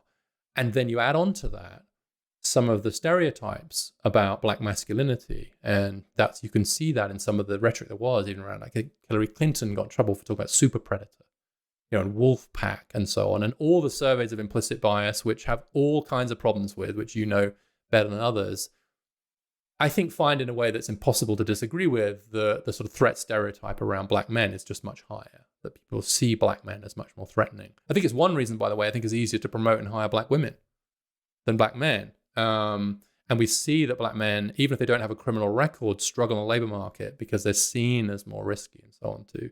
And so actually the fact that they're men actually ends up, and black, combines. So to the extent, if you're white, everything else equal, statistically, still better to be a guy. right? On most of the objective measures we can think of. Not on education, not on life expectancy, not various, but overall, like if you didn't know, if you knew you were going to be white and you're behind a veil of ignorance, sort of Rawlsian veil of ignorance, you knew you're going to be white and you want to objectively choose which sex, then I think it makes sense still to choose male. Although getting closer by the day, if you're black, I think it would clearly be the other way around. That on almost every objective measure, black men are considerably worse off than black women. And that is not to say that black women don't face huge problems and aren't lagging in many important ways, especially in the labor market. But it is to say that this gendered lens is even more important to apply when it comes to the particular problem of black Americans. And that's where the problem of race equity really lies, with black Americans. Yeah, let's talk about for a second the role of role models. So having a Supreme Court justice who is a black woman, of course, that was well received, and lots of black kids said, "Oh, wow, now maybe I can do that," right? Or Coco Gauff just won her match in the U.S. Open, and she attributed to Serena. I grew up watching Serena. It's like, oh my God, there's a black woman. I can do that, and she did. So intuitive. It makes all kinds of sense. You have a hero, a role model. I can see how it's done. That I can see a pathway for me to get there. What's the research actually show on that? I assume there's an effect, but how would you even measure that? Yeah, there is an effect. I mean, there's some good work here from Raj Chetty, who's an economist out of Harvard, whose work I draw on quite a bit in the book. He runs a team called Opportunity Insights. And they have huge data sets because they have all the IRS data anonymized, of course. And so they can really look at a very granular level. They have such big ends that they can look at a granular level. And one of the most interesting papers they did is called Lost Einsteins. And what it found was that rates of innovation among people who were raised in certain areas were higher if there were more people in that area who were also innovators. They used like patents as an example of that. And it wasn't just, irrespective of whether they were the parents, it wasn't just that it wasn't a direct parent to child thing. There was something like in the air, but it was gendered. And so actually women who went on to be inventors were much more likely to do so if there had been women in the neighborhood they grew up in who were also entrepreneurs or inventors and so on. And so it did suggest there was this kind of gendered effect in terms of role models. And there's obviously evidence from education and elsewhere suggesting that these kind of role models effect are real with regard to race as well as to gender. So I think they're real. One of the cries in the women's movement around occupation and so on is you have to see it to be it. And I think the evidence that's quite strong. Now, that of course means that if we want more male nurses and more male teachers and more male psychologists, which I think we do, I just discovered that among psychologists under the age of 30, 95% are women. And that's a problem when you have a client base that's at least 50-50, right? And so like psychology is just, I mean, it's shifted 10 percentage points. It's gone from 39% men to 29% men in the last 10 years. And so that applies for all kinds of professions. Like you need to see it to be it. And so we do need more role models of all kinds across all kinds of occupations. The question is, how many people do you need? Right? So only 25% of the members of the House of Congress are women, of Congress, and I think of representatives and Senate together. So overall, members of Congress, 25% women. Obviously, that should be higher, and I've argued it should be higher. But you might get to a point, 30%, where it doesn't seem crazy to a girl to think she could be a politician, right? So you need, I think, enough representation. And the people I've spoken to about this think that 30% is a kind of roughly the right number. Like once you get 30% representation, then it's not too gendered so much as to put others off. So 5% bad, 50% ideal in some cases, although we discussed where that might not happen. But I think about a third, or close to a third, maybe 25%. Then that gives you enough, particularly if you then present them and they're visible, then I think that you get a kind of sense of like, yeah, I can do that, right? You need enough women to be lawyers to think that you can be a lawyer as a woman. In fact, I have this example in the book where I was driving one of my kids home. He'd just seen the doctor, and he said, "Dad, I didn't know that men could be doctors." I think he was about 6 years old at the time. And I said, and because we'd just seen a male doctor, I said, what are you talking about? And he said, I didn't know that. I thought only women could be doctors. And I realized that every doctor he'd seen before that had happened to have been a woman. And most pediatricians in the UK where he was are women. And so it's like, it was this revelation to him. To meet a male doctor was just like mind-blowing. He's like, you mean I could be? And I actually then, ironically, my brother's a doctor. So I said, well, actually, your uncle is a doctor. And yes, boys can become men. Men can be doctors. But I then added, of course, and nurses as well. The elementary school they were at didn't have any male teachers, so it took quite a while to persuade them that men could be teachers as well. And so it's a really vivid reminder of the fact that, especially when people are young, like they really do, they believe their eyes, not their ears. And so you've got to be able to see these things happening to change. And I think the women's movement has been terrifically successful at that on most fronts. Yeah. Yeah, you mentioned in your book, Meet the Parents, and the whole, comedic line around Gaylord Fokker becoming a male nurse, and then everybody makes fun of him because they're all real doctors, right? And it was funny. It's like, but a little cringeworthy, right? Because it's worsening the stereotype. It's terrible. I mean, it's interesting. I mean, people do still use the phrase male nurse reasonably unironically. Unthinkingly, I should say, because, and when it's only 10%, then, maybe that still makes sense. But how many professions are there now where you'd still say female before it? I mean, I don't think you say working mother anymore. You certainly don't say career woman, but would you say a female politician? I don't think so. Would you say a female? I'd say female engineer, probably firefighter, lobster fisherman, probably. So I'm not suggesting there aren't some, but I would say in general, the gender modifier, which is a good example of progress, is less and less required. Yeah. I mean, you wouldn't imagine saying female lawyer.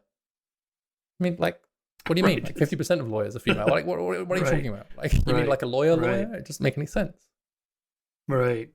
What's the percentage in, let's say, lower schools of male to female teachers now? Well, it depends how low you want to go. I mean, in elementary schools, it's 1 in 10 male teachers. Teachers are male. So K through across K-12 altogether. Say.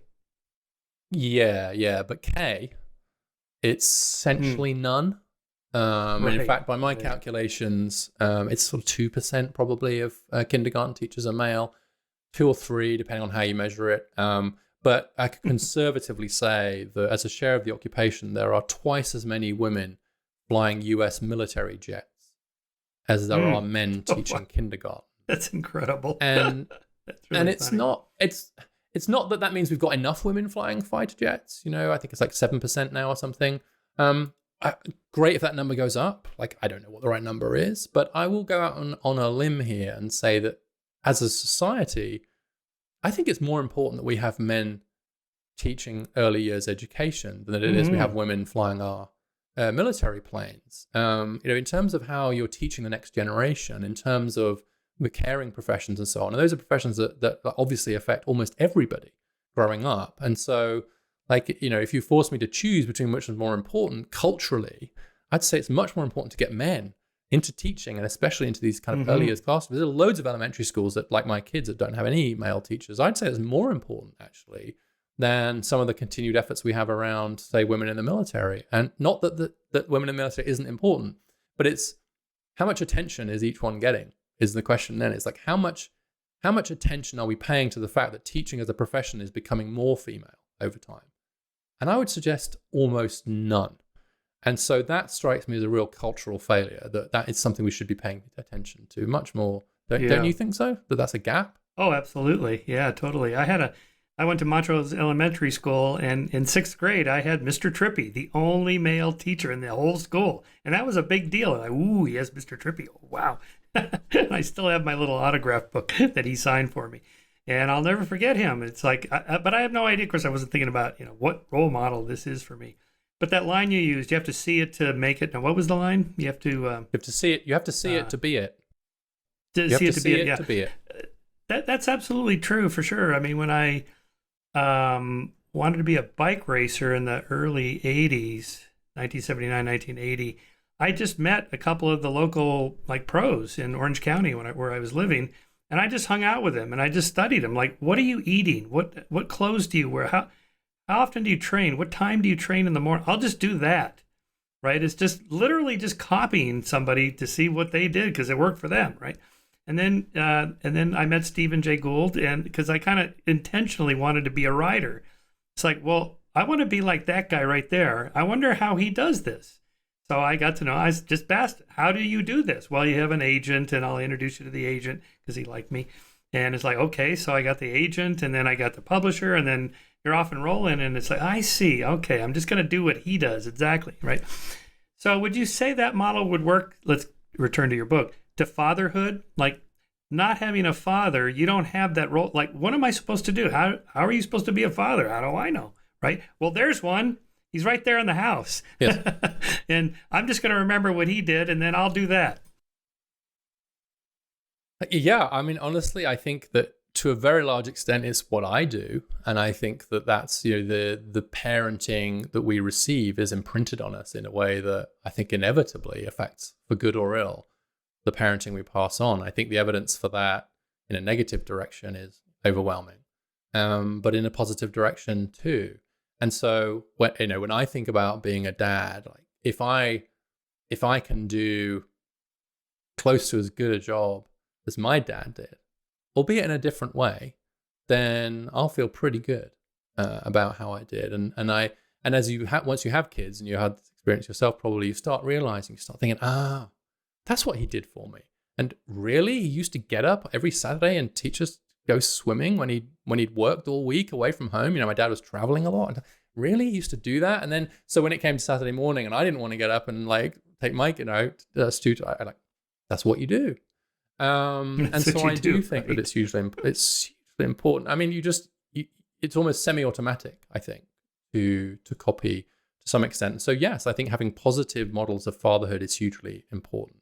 And it's why not having a strong relationship with your father really does seem to affect kids, and boys especially, but girls too. I mean, girls' mental health at 33 is predicted by their relationship with their father at 16 or whatever the stat was in this study that I kind of read. And so like this really matters to kids to have this relationship. It's just that in some ways we have more opportunity for that relationship now than perhaps the previous generation did, because we're not as tied to the traditional role of fathering. And the crucial point here is that fathers who aren't breadwinning, maybe who are struggling, right? Maybe they don't have their own act together in a very good way. They're not with the mum. Maybe they're unemployed, struggling with whatever. They're no less important to their kids because of all that. The role of father, an engaged father, survives all other roles falling away. But if we continue to define fathers in these traditional ways, we bench them as a dad if they fail as a breadwinner. And that's had catastrophic consequences, I think, for a lot of kids. And so that the right will say, as you mentioned earlier, that's why we have to go back to the 50s, when fathers were attached to their children because mothers had to be married to them because they didn't have enough economic power, right? We need to bring back that kind of patriarchy, right? Back to the patriarchy. Like, no, nobody wants that, actually. No one wants to go back. But equally, we can't do as some on the left say and say, so don't need the dads anymore. Like, what do fathers do anyway? What unique contribution do they have? And so this direct model of fatherhood that I'm arguing for, I think is so important, and especially for the least disadvantaged kids, the least advantaged kids, who are the ones who are most at risk of losing a relationship with their fathers. And so then you get this intergenerational passing on of male problems. And again, people like David Autor and Raj Chetty, who I already mentioned, and Melanie Wasserman have described the way in which male problems can become inherited. Dad struggles, ends up disengaged from the kids' lives. The kids do worse, but especially the boys end up struggling. They go on and struggle. And so to that extent, male problems can become inherited through this cycle. But at the heart of it is because of our failure to update our models of fatherhood and to give public policies to support. So that's why I'm in favor of paid leave for fathers on the same grounds as for mothers. And I think it's time to really put kind of on a legal footing the equality of fatherhood with motherhood. What European countries are really good at this for parental leave and for fathers as well as mothers? Well, I mean, compared to the US, all of them at a national level, I should say. There are many. Right. I mean, there are many states that have policies, but as a general proposition, the US hasn't really moved in the direction of offering those kinds of policies. And you saw it even in recent policy, even just the attempt to get small paid leave national policy through just failed. It can't really get through the current Congress. And so I'm well aware that I'm being quite utopian here. I actually call for 6 months each of mothers and fathers and close to wage adjustment, which is like crazy utopian. But a lot of countries will have those sorts of leave lengths for, at least for mums. All the Scandinavian countries do, a lot of the Western European countries do, will have, I mean, up to 12 months in many cases, not necessarily a full wage replacement, but 12 months is quite common. And then typically shorter ones for fathers, up to say 3 months. Quebec has an interesting policy where the dad has to take the 3 months as a kind of use it or lose it policy. And so there are countries who are way ahead of the US on this front. But I think the key point for me is less the specific policy design, more the principle of equality. I think that fathers should have the same legal rights to time off to care for their children as mothers, possibly bracketing the kind of immediate pregnancy period. Right? I think you could make an argument for the kind of immediate biological consequences of childbirth. But I think outside of that, it should be on an equal basis. I don't see any good moral fairness principle other than the fact that men are less important than women when it comes to raising children, which I do not think is true, that would justify a difference. One side note, and you'll have seen from the book, is that I think that fathers seem to be particularly important to teenagers. And so I really do focus, again, I'm influenced by Larry Steinberg's work here, but the adolescent years have been neglected in public policy for a long time. And it does look like dads, if anything, have more to bring to those adolescent years maybe than in the earlier years. And so I can imagine a norm developing where dads are more likely to take their leave later, whereas mums might take them earlier. So but my soundbite is, tots for mums, teens for dads. And it doesn't have to be that way around. I looked after my own kids when they were relatively young. I was at home when they were relatively young, actually, and it should be up to the parents to decide, of course. But I don't see any particular reason why we shouldn't think of adolescence as a period where dads can come into their own. So we talked about the pathway for boys modeling how to be a good father from their fathers. What's the pathway for girls? Is it that I see how my father treats other people, treats women, treats me, and this is a good way to be, or something like that? The honest answer is that I don't know. I don't know enough about that field to give a confident answer. I know a bit more about the boys, and so I wouldn't want to. Yeah. I wouldn't want to speculate in an area that I really don't feel that I have enough expertise. Well, you always hear this line, she has daddy issues because her parents were divorced, or she grew up without a father, or whatever. But I never really knew. Well, what does that mean? Daddy issues, like the boyfriend she has is her daddy? No, come on, that can't be. I never really quite got that. Assuming it was those weird social memes. Yeah. Right. I don't know. I mean, I'm not a conservative, and I'd say the pathways are opaque, but the findings are clear. I mean, dads do matter to girls on the social. It's just, but right. I don't know why. So if we treat this as a social science problem, and these are variables or causal vectors that influence things one way or the other, and talk about marriage and fatherhood and families staying together, the nuclear family, all that stuff, the language you start to sound like you're a conservative. Let's go back to the 50s. Well, I'm not. And I think everybody listening to this knows that. But still, I think it's better to be married than not married because it changes the commitment you have to another person. As a libertarian, kind of lifelong libertarian, I thought, why is the government in the business of marriage? This should be, private contracts between people. But I guess one of it is that it's so complicated with property ownership, the custody rights and time spent with children and spousal support if you split up and so on. I can see why the government needs to be involved for enforcement of contracts, although some libertarians say private contracts to get around that. But I just mean psychologically. When I was single, it was just dating girls. It was just too easy to just walk away. But when you have the actual commitment, it's harder, and life is hard. So it's good to have some benchmark so you can push through the hard times. And I think to that extent, part of being a father, since we're talking about boys and fathers, is you just make that commitment and that's it. You stick to it. And short of, I know there's good reasons for divorce, alcoholism, drug abuse, physical abuse, there's a few. But for the most part, the little slings and arrows that everybody has in life, those aren't reasons to bail on your family. And I think it has an effect. And, I know it takes a village, and all that stuff. And the Sarah Blaffer-Hurdy's research on extended families and the important role they play. Yes, that's all true, But still, I told you my parents divorced when I was 4, right? I had 2 great step-parents, and they both loved me. They were completely supportive. They treated me the same as they did their own kids. and so on. And I still, like to this day, would have preferred my parents stay together. I mean, how come I didn't have a mom and dad in the same home? How come I had to go to 2 different houses every week, split my time and all that stuff? And there's just little tiny things that would happen, and then I didn't find out till I was an adult why this happened. And it's like, oh, come on, I mean, just that's the reason. I mean, I'm not going to do that, And so when I had 10 years into my first marriage, it just turned sour, and I thought, well, it's time to bail. And I thought, you know what? I'm just not going to do that. I don't want to miss the time with my kid. I don't want to go through all this stress and have to put my kid through this, my daughter at the time. And so I just said, I'm just going to gut it out. And it worked out fine. I have no idea what the right thing to do is. I don't want to tell anybody else what the right thing to do is. But I do think everything you talk about in the book, it matters. Being there every day. Because I was just trying to picture myself, because I spent every single day with my daughter, never missed anything. And I thought, well, now I'm going to miss half of everything. Even if I get a perfect 50-50 custody, I'm going to miss half. And I don't want to miss half. I don't even want to miss tomorrow.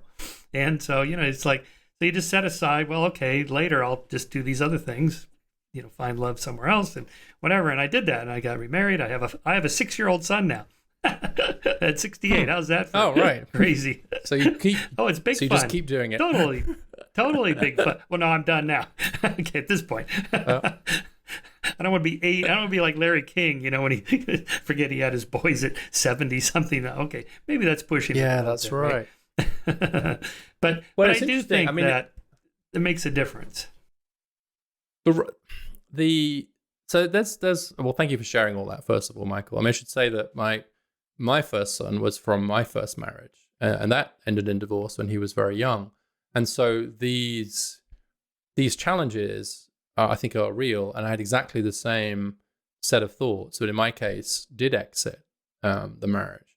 And actually, if you've had parents who remained happily married, for as long as my parents have been together, through thick and thin, and through real tragedy in their case as well, then you have this model of marriage that you then difficult for subsequent marriages to live up to.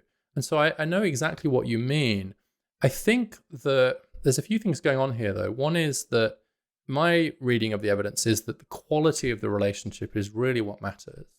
And that is not quantity, it's quality. And that can be maintained in various ways. And so, you just said the 50-50 thing and so on. And it's not just measured in numbers of hours. That's important. But it's just how close are you, how engaged are you, and so on. And that's why I think the ideas of absent parents are becoming quite difficult to understand. Like, what does that mean? Especially if you think about psychological absence. And there are many people actually whose parents may have been under the same roof, but were quite absent psychologically, and vice versa. Then I think the question becomes, you've used the word commitment a few times, and marriage as a commitment device. I'm quite sure that marriage is a commitment device. It increases the loss of exit. So it performs as a commitment device. But I now think that it's really a commitment around raising kids together. Not so much about, like, we're going to stay. It's become a co-parenting contract, is my view about this. I wrote a piece in The Atlantic about this years ago, where I talked about high investment parents, or HIP parents. And Cheryl Lundberg has done a lot of work on this, which is it's a parenting contract. I think that's true. And I think that's why when married couples break up, both parents remain very close to the children on average. So divorced parents are much more likely to stay in touch than unmarried parents. Now, I think it's because they were more committed to the idea of raising the kid in the first place, which is why they selected into marriage. So I think marriage is the result of a shared co-commitment to raising kids. And that commitment, by and large, survives the dissolution, as it I think it sounds like may have happened for you. It survives the marriage. And so basically what you want is the parenting relationship to survive with the kids, to survive the end of the marriage. Whereas if you're not married in the first place, like most of the births to unmarried parents weren't planned. This is what's missing from the social science in this debate. And so, interesting. Whereas almost all the births to married parents were planned. And so what's really happening, I think, is that there are the parents who decided to have the kid together, planned to have the kid together, had the kid together, had a real plan to raise the kid together, and then sometimes it didn't work out. But they still continue to raise the kid together, even though they're not together, if you see what I mean. Sometimes the step-parents and had the same experience involved. Whereas if you didn't plan to have the kid together in the first place, no wonder most cohabiting couples split up when they have a kid, right? It's that shouldn't be a surprise. In fact, I think it's the least surprising social science finding of all time that most cohabiting parents split up, given that they didn't plan to have the kid, right? And so what I think is, I think we have to move beyond marriage as the commitment device and towards parenting as the commitment device. Not to say we shouldn't. Marriage does its thing, right? I'm married. And I think it does work. But I think the commitment to the kid is more important than the commitment to the spouse and should survive the end of the relationship with the spouse. Or if you like, the commitment to raise the child well together should remain, even if you're not still romantic partners. And I think a lot of people are actually doing that now. Yeah, I like that a lot, right? Pulling out the actual causal vector in marriage. It's not the marriage, it's the commitment to the children or not that's causing good things or bad things to happen. That makes sense, right? Yeah. So if you're in a long marriage and you're miserable and you hardly speak to each other, the children are going to see that, right? That's not a good role model. Yeah. Okay. That makes sense, right? So maybe you're it's good. separated and on friendly terms with your ex, and then the children see that, and that would be a good role model.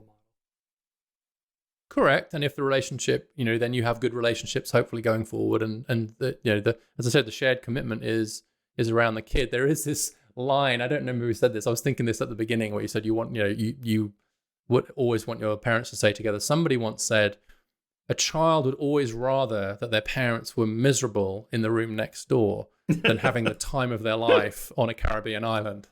And that's a real truth. That's funny. Of course. But only up to a point. I mean, I think there is some evidence that a lot of the damage done to kids from divorce occurs before the divorce, that it's in the kind of relationship breakdown and so on, not all of it. And so I think we have to sort of unbundle these relationships now and start to think about them as kind of separate in some ways. It's not to say the marital relationship isn't hugely important, but if we continue to insist on the marital relationship as the way to continue to secure the parental relationship, then we're going to continue to get into trouble. And so conservatives want to kind of restore marriage. I think that ship is as the way to keep fathers attached to children. I think that ship has way sailed and was based on an outdated view of the economic relationship between men and women. And to some extent, in just the same way that feminism, second wave feminism, I guess, freed women from marriage. So I think we need to free fathers from marriage too. I'm not against marriage at all, but I think that it's not the institution that's going to do the work for us going forward. Interesting. I wonder if then everything you're writing about in the book was almost inevitable as a pushback and a necessary restructuring of things from the way they were. Let's just use that 1950s model of families. That wasn't working for women. So then you have this kind of revolt, and you end up in the other direction for a while. And now we're going to get some pushback, again, not just from conservatives, but from just like, okay, there's a problem.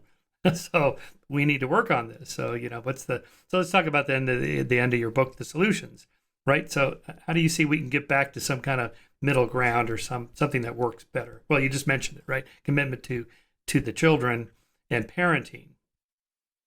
That's one place. Yeah. And I think that let's start with that because, what the conservatives who were writing in the 1970s were right about when they criticized the women's movement was if the women's movement is successful in achieving economic independence for women, the men will be left out and they'll turn violent or antisocial. There'll be nothing for the men to do, right? They're worried about what the impact will be for the men. Now, they haven't turned violent. Violence rates have declined with rare exceptions, high-profile exceptions for sure.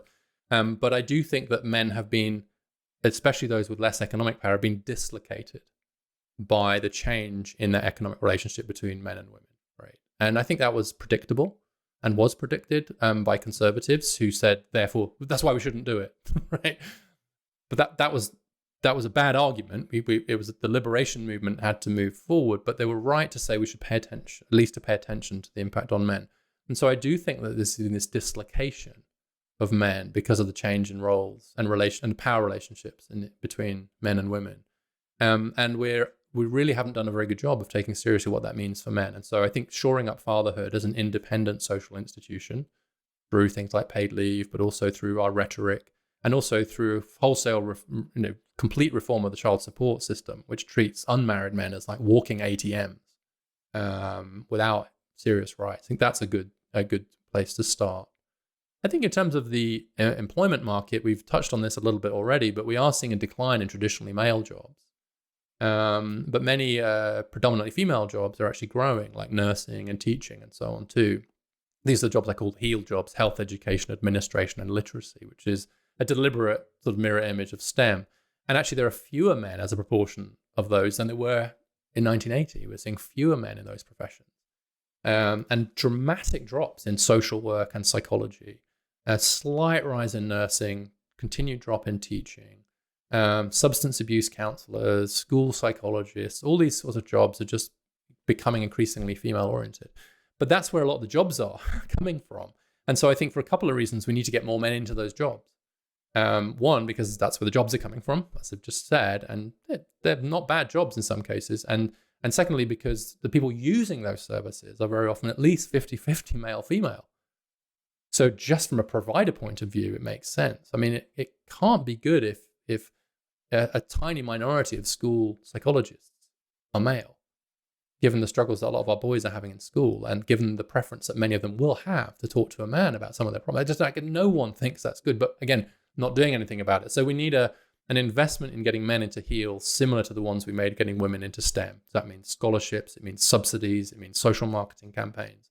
It means taking just as seriously the need to help men get into, quotes, women's jobs as we took the need to get women into men's jobs. So I think from an employment point of view, that's where we have, that's very challenging, not least with a lot of men we're most concerned about. But again, I think if we don't start taking that seriously, we're in trouble. And then in terms of education, and we've really alluded to most of these already, but I think a year later start for boys, their brains mature more slowly than girls, especially in adolescence. So just by starting them a year later, will level the playing field a little bit. The relationship between chronological and developmental age is very different for boys and girls. So let's recognize that in our education policy and redshirt all the boys. Just start them a year later, start the girls at 5 and start the boys at 6.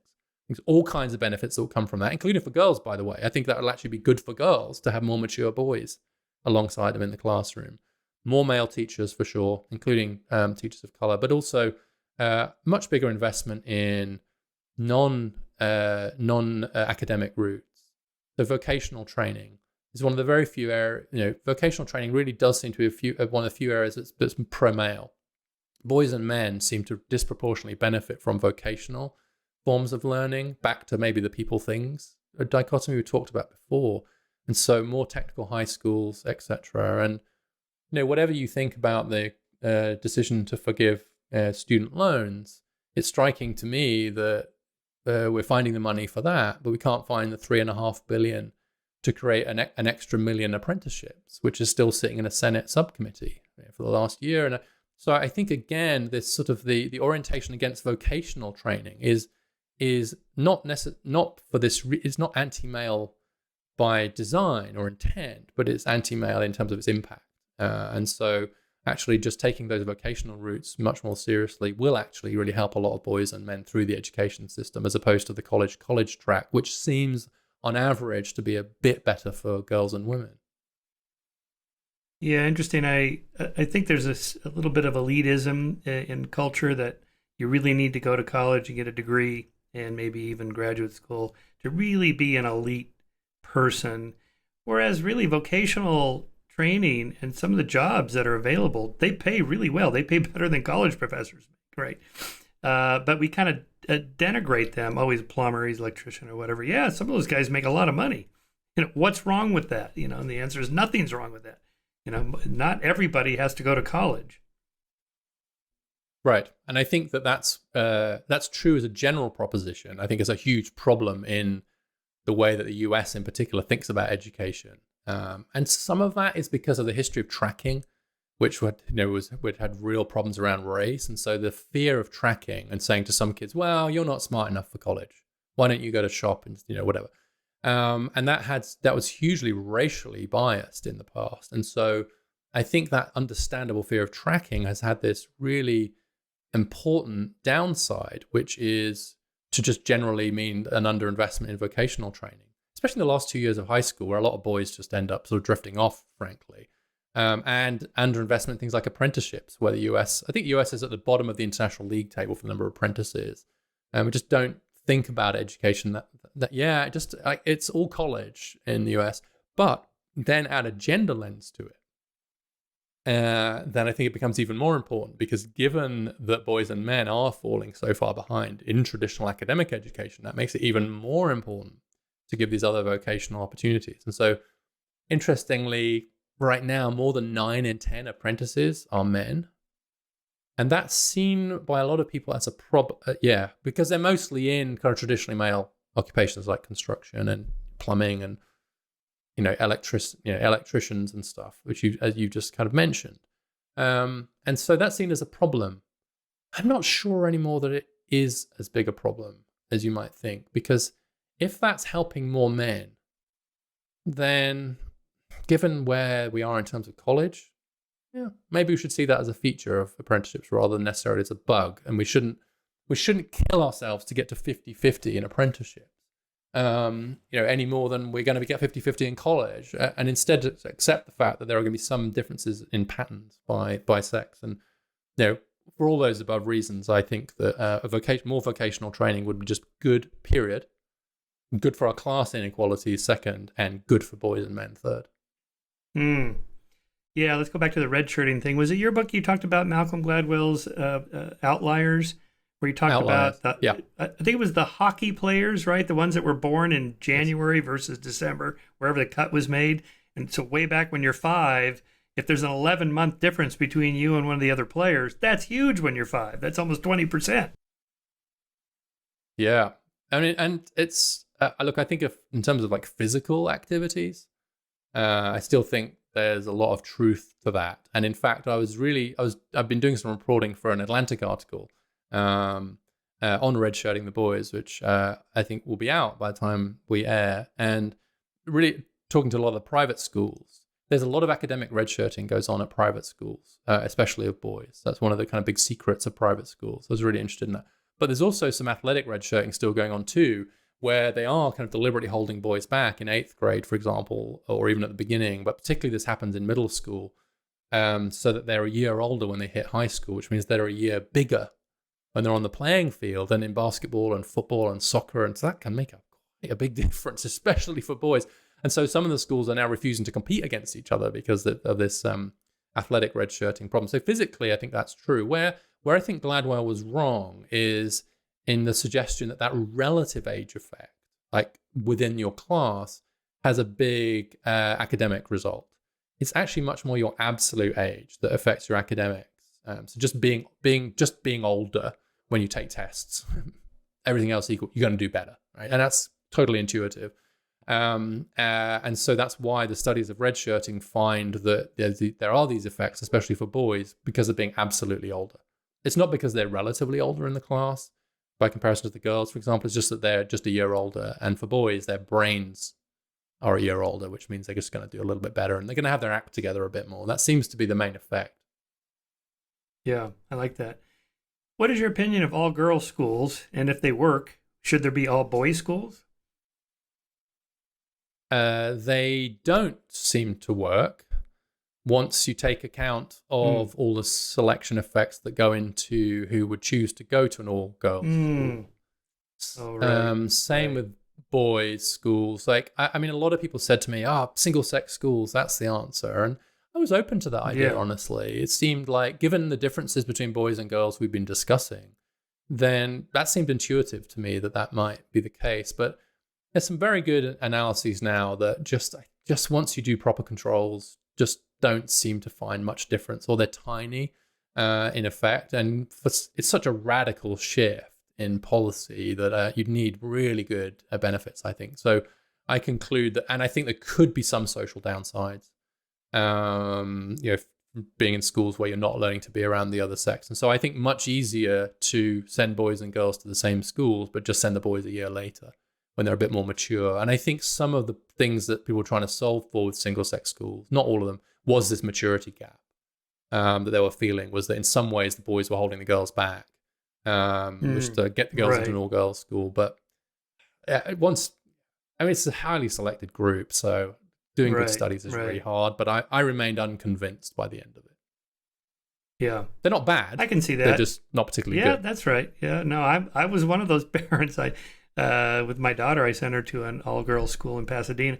The schools where we happened to be living at the time were not particularly good, so I thought, well, I better go private. Where should we go?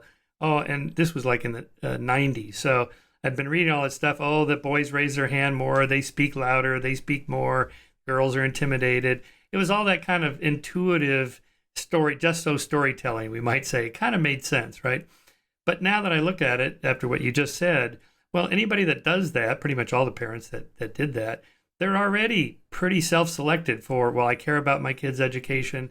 I have a lot of books in the house. We read a lot to our kids. You know, they're going to have 100 other little things that you're doing because that's the kind of parent you are. It's the parenting, not the school. Correct. It's almost all selection. It's the same as like the selective high schools. The kids from selective high schools do really well, but they were going to do really well anyway. The school doesn't seem to make much difference. And it's even a problem with some of these studies of charter schools that use lotteries as the research design. So you use the lottery and then you obviously get winners and losers, which seems like a great design because it's obviously random whether you win the lottery and get into the charter school or not. But it's not random whether you chose to enter the lottery. So there are, even there, you've got to be quite careful, which is, and then if you're in a school where everyone's parents chose to enter the lottery, as opposed to a school where only a minority of the parents chose to enter the lottery and lost, you're going to have a very different sort of school ethos. So everywhere you lurk in this field, but more generally, these selection effects have to be watched for. And for single-sex schools, I think that they account for basically all of the difference. All right. So do you have an opinion on school vouchers and school choice? And no one realistically thinks we're going to have nothing but private schools and parents can just pick and choose, like they pick and choose what kind of laptop they want. But given that you have this kind of zip code division between neighborhood schools driving up the price of the houses, which generates more money for the school. School gets better, more parents want to go there. They're more likely to buy houses in the neighborhood, drives the price up.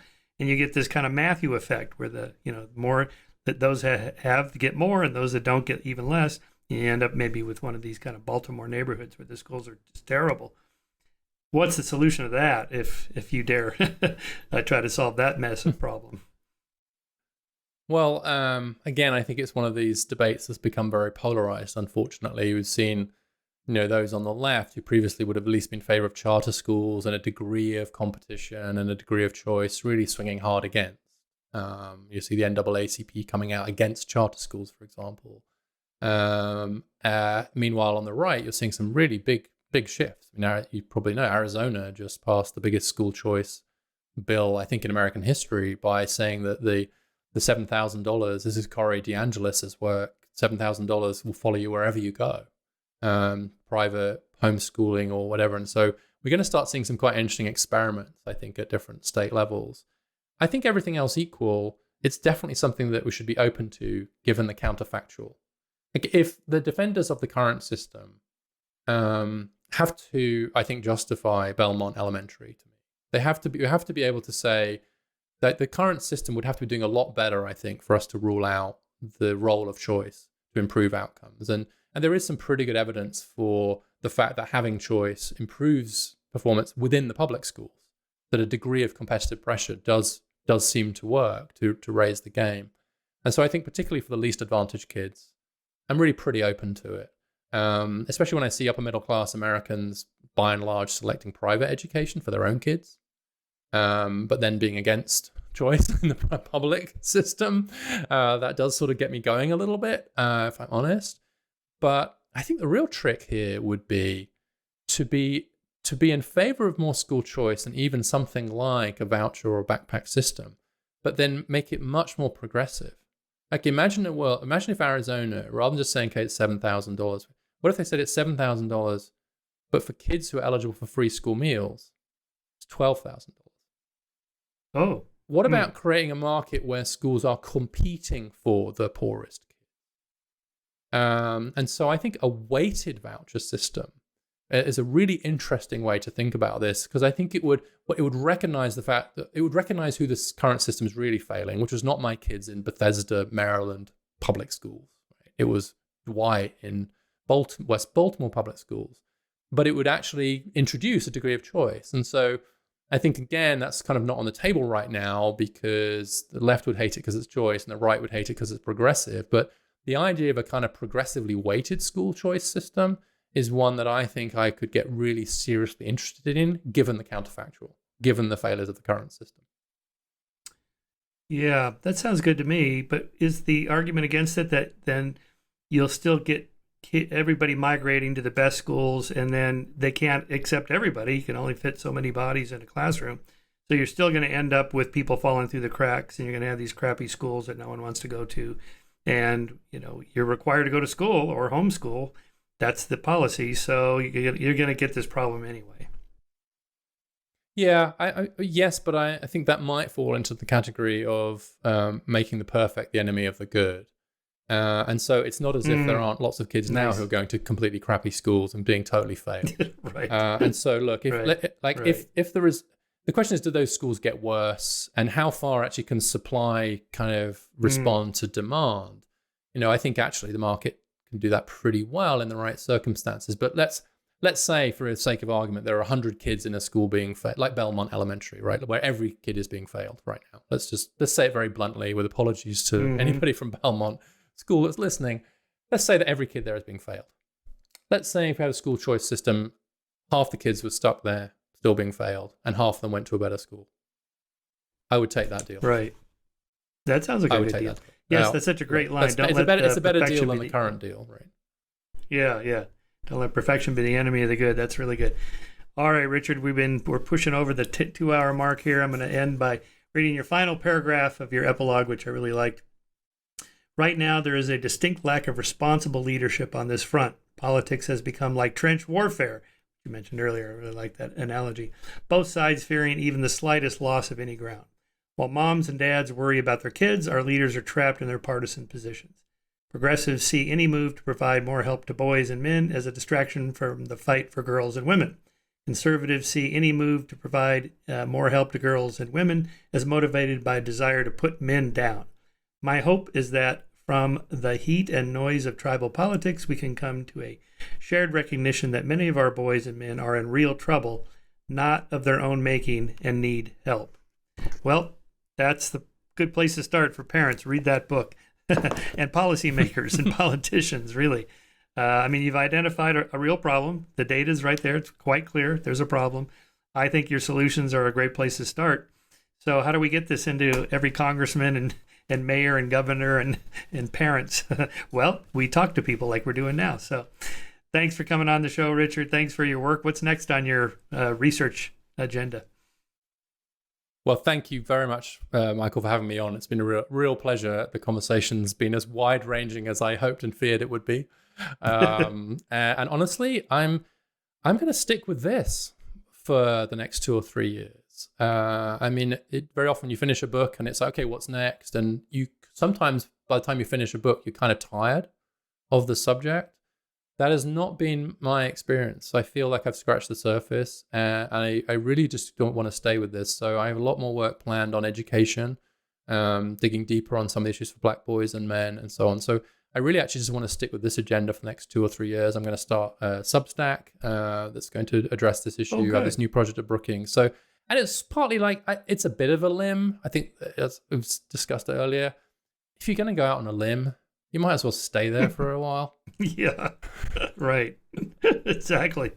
Right. Strengthen the branch so you don't fall off it. And hope it doesn't fall off. Yeah. See how long it lasts. Yeah. That's exactly right. Yeah.